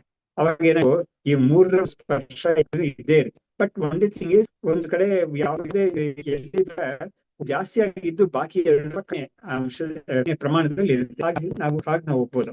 ಅವಾಗ ಏನಾಗುತ್ತೆ, ಅವಿದ್ಯಾ ಮಾಯ ಅನ್ನೋದ್ರಲ್ಲಿ ರಜಸ್ ಅನ್ನೋದು ಹೆಚ್ಚಾಗಿದೆ, ಸತ್ವ ತುಂಬಾ ಕಡಿಮೆ ಇರುತ್ತೆ. ಬೇರೆ ಈ ವಿಮಾಯ ಅನ್ನೋದ್ರಲ್ಲಿ ತುಂಬಾ ಪ್ರಧಾನವಾಗಿರುತ್ತೆ, ಬಾಕಿ ಎರಡು ಗೌಣವಾಗಿರುತ್ತೆ. ಹೀಗೆ ನೋಡ್ಕೊಂಡಾಗುತ್ತೆ ಸತ್ವ ಹೆಚ್ಚಾಗಿರೋದು ವಿದ್ಯಾಮಾಯ ಅನ್ನೋದು. ಆ ಹೆಸರು ಏನ್ ಹೇಳುತ್ತೆ, ವಿದ್ಯೆ ಅಂತ ಹೇಳುತ್ತೆ ಅಂತ ಹೇಳಿದ್ರೆ, ಈ ಸತ್ವದ ನಮಗೆ ಸತ್ವ ಸಂಜಾಯತೆ ಜ್ಞಾನ ಅಂತ ಕೃಷ್ಣ ಗೀತೆಯಲ್ಲಿ ಹೇಳಿದ್ದಾನೆ. ಸತ್ವ ಗುಣದಿಂದ ಜ್ಞಾನ ಉಂಟಾಗುತ್ತೆ, ಅದು ಈ ಆತ್ಮಜ್ಞಾನಕ್ಕೆ ಆಗಿರೋದು. ಆ ಸತ್ವದಿಂದನೇ ಈ ಒಂದು ಸಾಧನ ಚತುಷ್ಟಯ ಎಲ್ಲ, ಸಾಧನ ಸಂಪತ್ತಿ ಎಲ್ಲ ನಾವು ಸೇರ್ಸ್ಕೊಳಕ್ಕೆ, ಅದನ್ನ ಮಸ್ಕೊಳಕ್ಕೆ ಸತ್ವದಿಂದಾನೆ. ಅದರಿಂದ ಎಲ್ಲ ಮಹಾತ್ಮರು ಎಲ್ಲ ಆ ಸತ್ವವನ್ನು ಜಾಸ್ತಿ ಹೇಳುತ್ತೆ. ಸರಿ, ಜಾಸ್ತಿ ಮಾಡಿದ್ರೆ ಅದಕ್ಕೆ ಇದೆಲ್ಲ ಕೊಡ್ತಾರಲ್ಲ, ಅಹಿಂಸಾ, ಆಮೇಲೆ ಅನಿತ್ವ, ಅದನ್ನ ಪ್ರಾಕ್ಟೀಸ್ ಮಾಡ್ಬೇಕು. ಪ್ರಾಕ್ಟೀಸ್ ಮಾಡ್ತಾ ಇರುತ್ತೆ, ಆ ಮನಸ್ಸು ಕಡಿಮೆ ಆಗ ಈ ಸತ್ವ ಅನ್ನೋದು ಅಂತ. ಸತ್ವ ಜಾಸ್ತಿ ಆದಾಗ ಏನಾಗುತ್ತೆ, ಈ ಆತ್ಮಜ್ಞಾನ ಅಂತ ಯಾವುದು ಮುಕ್ತಿ ಇದೆಯಲ್ಲ, ಜ್ಞಾನ ಅಂತ, ಆ ಬ್ರಹ್ಮಜ್ಞಾನವನ್ನ ಇತ್ವ ನಮಗೆ ತಂದು ಕೊಡುತ್ತೆ. ಅದು ಅದ್ರ ಮುಖಾಂತರ ನೇರಾಗಿ ಅಪರೋಕ್ಷ ಜ್ಞಾನವನ್ನು ನಾವು ಪಡ್ಕೋಬಹುದು. ಅದಕ್ಕೆ ಸತ್ವ ಅನ್ನೋದೇ ಬೇಕಾಗಿರೋದು ಅದಕ್ಕೆ. ಯಾಕಂದ್ರೆ ಆ ವೃತ್ತಿಯಿಂದ ಯಾವ್ದಿದೆಯೋ ಆ ವೃತ್ತಿ ಕೂಡ ಸಾತ್ವಿಕ ವೃತ್ತಿ ಅದು. ಹಾಗಾಗಿ ಅದಕ್ಕೆ ಖಂಡಿತ ಸತ್ವ ಬೇಕಾಗಿದೆ. ಇದಕ್ಕೆ ಏನ್ ಕ್ರಮ ಹೇಳಿದ್ದಾರೆ ಅಂತ ಹೇಳಿದ್ರೆ, ಇನ್ನೊಂದು ದೃಷ್ಟಿಯಿಂದ ನೋಡಿದಾಗ ತಮಸ್ ಅನ್ನೋದನ್ನ ರಜಸ್ಸಿಂದ ಗೆಲ್ಬೇಕು, ರಜಸ್ ಅನ್ನೋದನ್ನ ಸತ್ವದಿಂದ ಗೆಲ್ಬೇಕು, ಸತ್ವ ಅನ್ನೋದನ್ನ ಜ್ಞಾನದಿಂದ ಗೆಲ್ಬೇಕು ಅಂತ ಹೇಳಿದ್ದಾರೆ. ಅವಾಗ ಏನಾಗುತ್ತೆ, we will go out of the range of Maya through ಜ್ಞಾನ.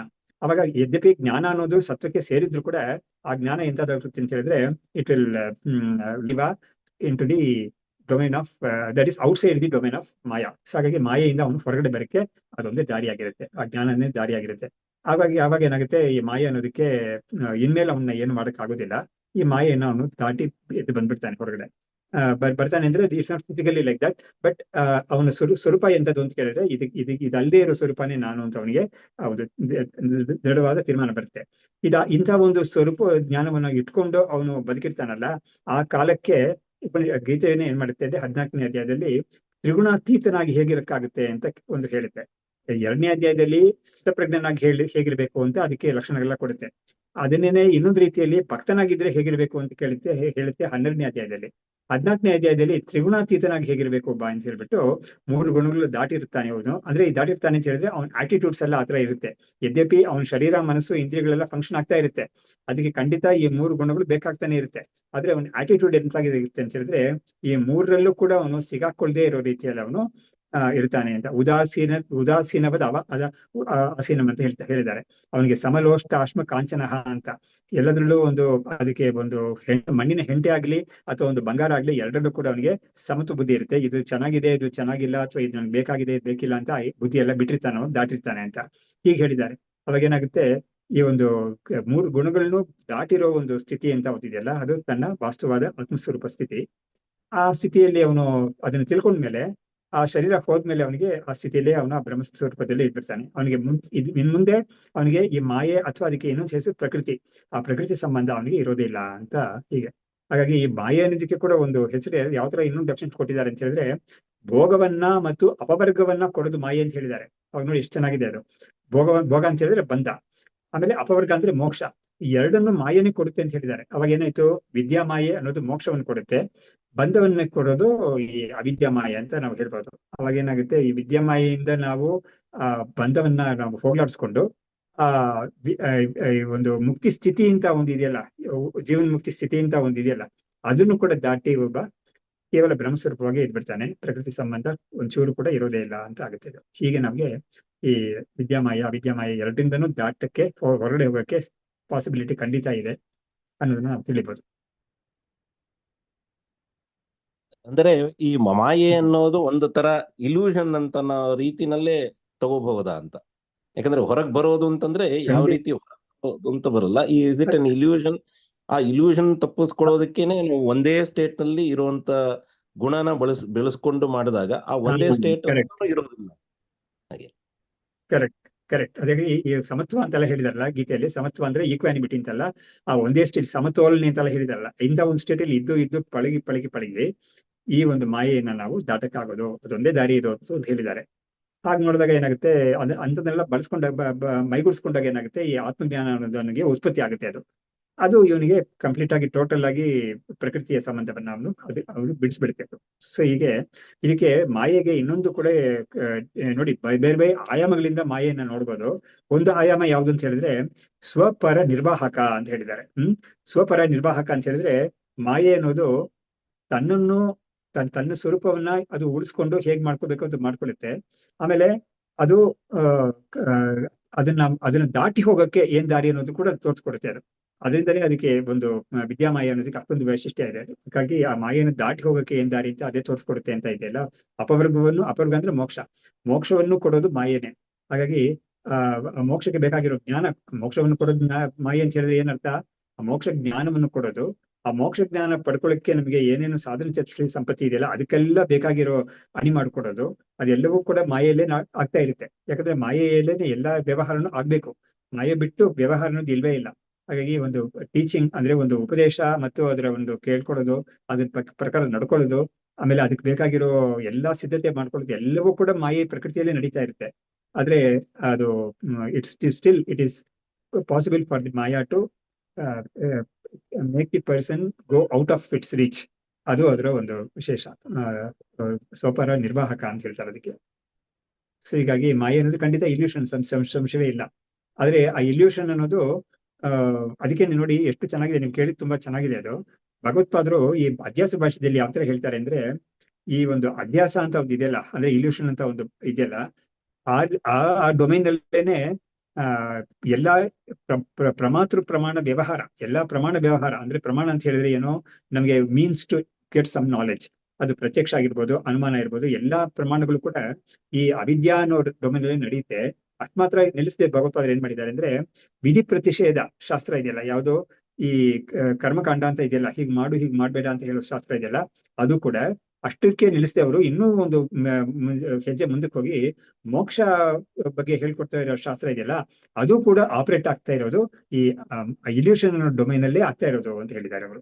ಅವಾಗ ಏನಾಗುತ್ತೆ, ಈ ಇಲ್ಯೂಷನ್ ಅನ್ನೋದೇ ಏನ್ ಮಾಡುತ್ತೆ, ಈ ಬಂಧ ಅಂತ ಒಂದನ್ನ ನಮ್ಗೆ ಕ್ರಿಯೇಟ್ ಮಾಡುತ್ತೆ, ಮತ್ತು ಅದರಲ್ಲಿ ಒಂದು ಮೋಕ್ಷ ಇದೆ ಅಂತ ಒಂದು ಪಾಸಿಬಿಲಿಟಿನೂ ಕೂಡ ಅದೇ ಕೊಡುತ್ತೆ ನಮ್ಗೆ ಒಳಗಡೆ. That is the greatness. ಅದರಿಂದನೇ ವಿದ್ಯಾಮಾಯೆಯನ್ನು ನಾವು ಅನುಸರಿಸಬೇಕು ಅಂತ ರಾಮಕೃಷ್ಣ ಪರಮಹಂಸರೆಲ್ಲ ಹೇಳಿರೋದು. ಹಾಗಾಗಿ ವಿದ್ಯಾಮಾಯೆಯನ್ನು ಅನುಸರಿಸಿದ್ರೆ ನಮ್ಗೆ ಏನಾಗುತ್ತೆ, ಈ ಬಂಧದಿಂದ ನಮ್ಗೆ ಹೊರಗಡೆ ಹೋಗಕ್ಕೆ ನಮ್ಗೊಂದು ಪಾಸಿಬಿಲಿಟಿ ಇದೆ ಅಂತ ನಮ್ಗೆ ಗೊತ್ತಾಗುತ್ತೆ. ಅದಕ್ಕೆ ಏನ್ ಮಾಡ್ಬೇಕು ಅಂತ ಹೇಳುತ್ತೆ, ಅದೇ ಹೇಳ್ಕೊಡುತ್ತೆ ನಮ್ಗೆ. ಇಷ್ಟೆಲ್ಲ ಮಾಡ್ಕೊಟ್ಮೇಲೆ ಅದರಿಂದ ಹೊರಗಡೆ ನಿಜವಾಗ್ಲೂ ನಮ್ಮನ್ನ it will just pushes out of that. ಅಂದ್ರೆ ನಮ್ಮನ್ನ it will launches to the true ಸ್ವರೂಪ. ಅದನ್ನ ದಾಟಿರೋ ಸ್ವರೂಪಕ್ಕೆ ಅದೇನೆ ನಮ್ಮನ್ನ ಇದು ನಮ್ಮನ್ನ ಅಲ್ಲೇ ಬಿಟ್ಬಿಡ್ತಾರೆ. ಅಂದ್ರೆ ಅಲ್ಲಿ ಹೋಗೋ ತರ ನಮ್ಗೆ ಮಾಡ್ಬಿಡ್ತಾರೆ. ಇದಕ್ಕೆ ನಮ್ಮ ಪರಮಾರ್ಥಾನಂದ ಸ್ವಾಮಿಗಳು ಈ ಪೋಲ್ ವಾಲ್ಟರ್ ಎಕ್ಸಾಂಪಲ್ ಕೊಡ್ತಾರೆ ಅವರು. ಈ ಪೋಲ್ ವಾಲ್ಟ್ ಅಂತ ಇದೆಯಲ್ಲ, ಅದನ್ನ ಇಟ್ಕೊಂಡೇ ಓಡ್ ಬರ್ತಾನ ಅವನು. ಆ ಯಾವ ಪಾಯಿಂಟ್ ಬರ್ಬೇಕು ಆ ಜಾಗದಲ್ಲಿ ಅವನು ಅದನ್ನ ನಿಲ್ಲಿಸಿ ಅದ್ರ ಮೇಲೆ ಒಂದು ಹಾರ್ತಾನ, ಹಾರಿ ಅದನ್ನ ಬಿಟ್ಟು ಆ ಕಡೆ ಹೋಗ್ತಾನ ಅವನು. ಅದನ್ನ ಬಿಡ್ಬೇಕಲ್ವಾ, ಆದ್ರೆ ಅವ್ನ್ ಬಿಡೋ ಸ್ಥಿತಿಗೆ ಅವ್ನು ಬರ್ಬೇಕು ಅಂತ ಹೇಳಿದ್ರೆ ಅದನ್ನ ಇಟ್ಕೊಂಡ್ತಾನೆ ಬರ್ಬೇಕು ಅವನು. ಹಾಗಾಗಿ ಅದು ಅವನಿಗೆ ಅಷ್ಟು ದೂರ ಅವನಿಗೆ ಟ್ರೈನ್ ಮಾಡಿ ಟ್ರೈನಿಂಗ್ ಎಲ್ಲ ಪಡ್ಕೊಂಡು ಅವನು ಇಲ್ಲಿಗೆ ಬಂದು ಈ ಪಾಯಿಂಟ್ ಬಂದು ಈ ಪಾಯಿಂಟ್ ಇಂದ ಅವನು ಮೇಲಿಗೆ ಹೋಗಿ ಅದಕ್ಕೂ ಅದ್ರ ಸಪೋರ್ಟೇ ತಗೋಬೇಕು ಅವನು. ಆದ್ರೆ ಬಿಟ್ಬಿಟ್ಟು ಅವನು ಆ ಕಡೆ ಹಾರ್ತಾನೆ. ಈ ಒಂದು ವಿಶೇಷವನ್ನ ನಾವು ಈ ಮಾಯೆಯಲ್ಲಿ ನೋಡ್ಬೋದು. ಸೊ ಅವನು ಮೇಲ್ ಹೋಗೋದ್ರ ತನಕ ಇದೆಲ್ಲ ಬೇಕಾಗುತ್ತೆ ಅದು, ಆದ್ರೆ ಬಿಡಕ್ ಬೇಕಾಗಿರೋ ಶಕ್ತಿಯನ್ನು ಅದೇ ಕೊಡುತ್ತೆ ಅದು. ಆಮೇಲೆ ಬಿಟ್ಟ ಮೇಲೆ ಅವನಿಗೆ ಇದ್ರ ಸಂಬಂಧ ಇರೋದೇ ಇಲ್ಲ. ಸೊ ಈ ಒಂದು ವಿಷಯವನ್ನ ನಾವು ಇಲ್ಲಿದ್ದ ಈ ಪೋಲ್ ವಾಟರ್ ಎಕ್ಸಾಂಪಲ್ ಇಂದ ನಾವು ತಗೋಬಹುದು. ಸೊ ಇಷ್ಟೆಲ್ಲ ವಿಷಯಗಳಿದೆ. ಓಕೆ, ತುಂಬಾ ಚೆನ್ನಾಗಿತ್ತು ನಿಮ್ ಪ್ರಶ್ನೆ. ನಮಸ್ಕಾರ. ಹೀಗೆ ನಿಲ್ಸಿರೋಣ. ಶಾಸ್ತ್ರಂ ಶಾರೀರ ಮೀಮಾಂಸಾ ದೇವಸ್ತು ಪರಮೇಶ್ವರಃ ಆಚಾರ್ಯ ಶಂಕರಾಚಾರ್ಯಾಃ ಸಂತು ಮೇ ಜನ್ಮ ಜನ್ಮನಿ ವಿದ್ಯಾ ವಿನಯ ಸಂಪನ್ ವಿವೇಕಿನಂ ವಂದೇ ವೇದಾಂತ ತತ್ವಜ್ಞಂ ವಿದುಷೇಖರ ಭಾರತೀಂ. ಓಂ ತತ್ಸತ್.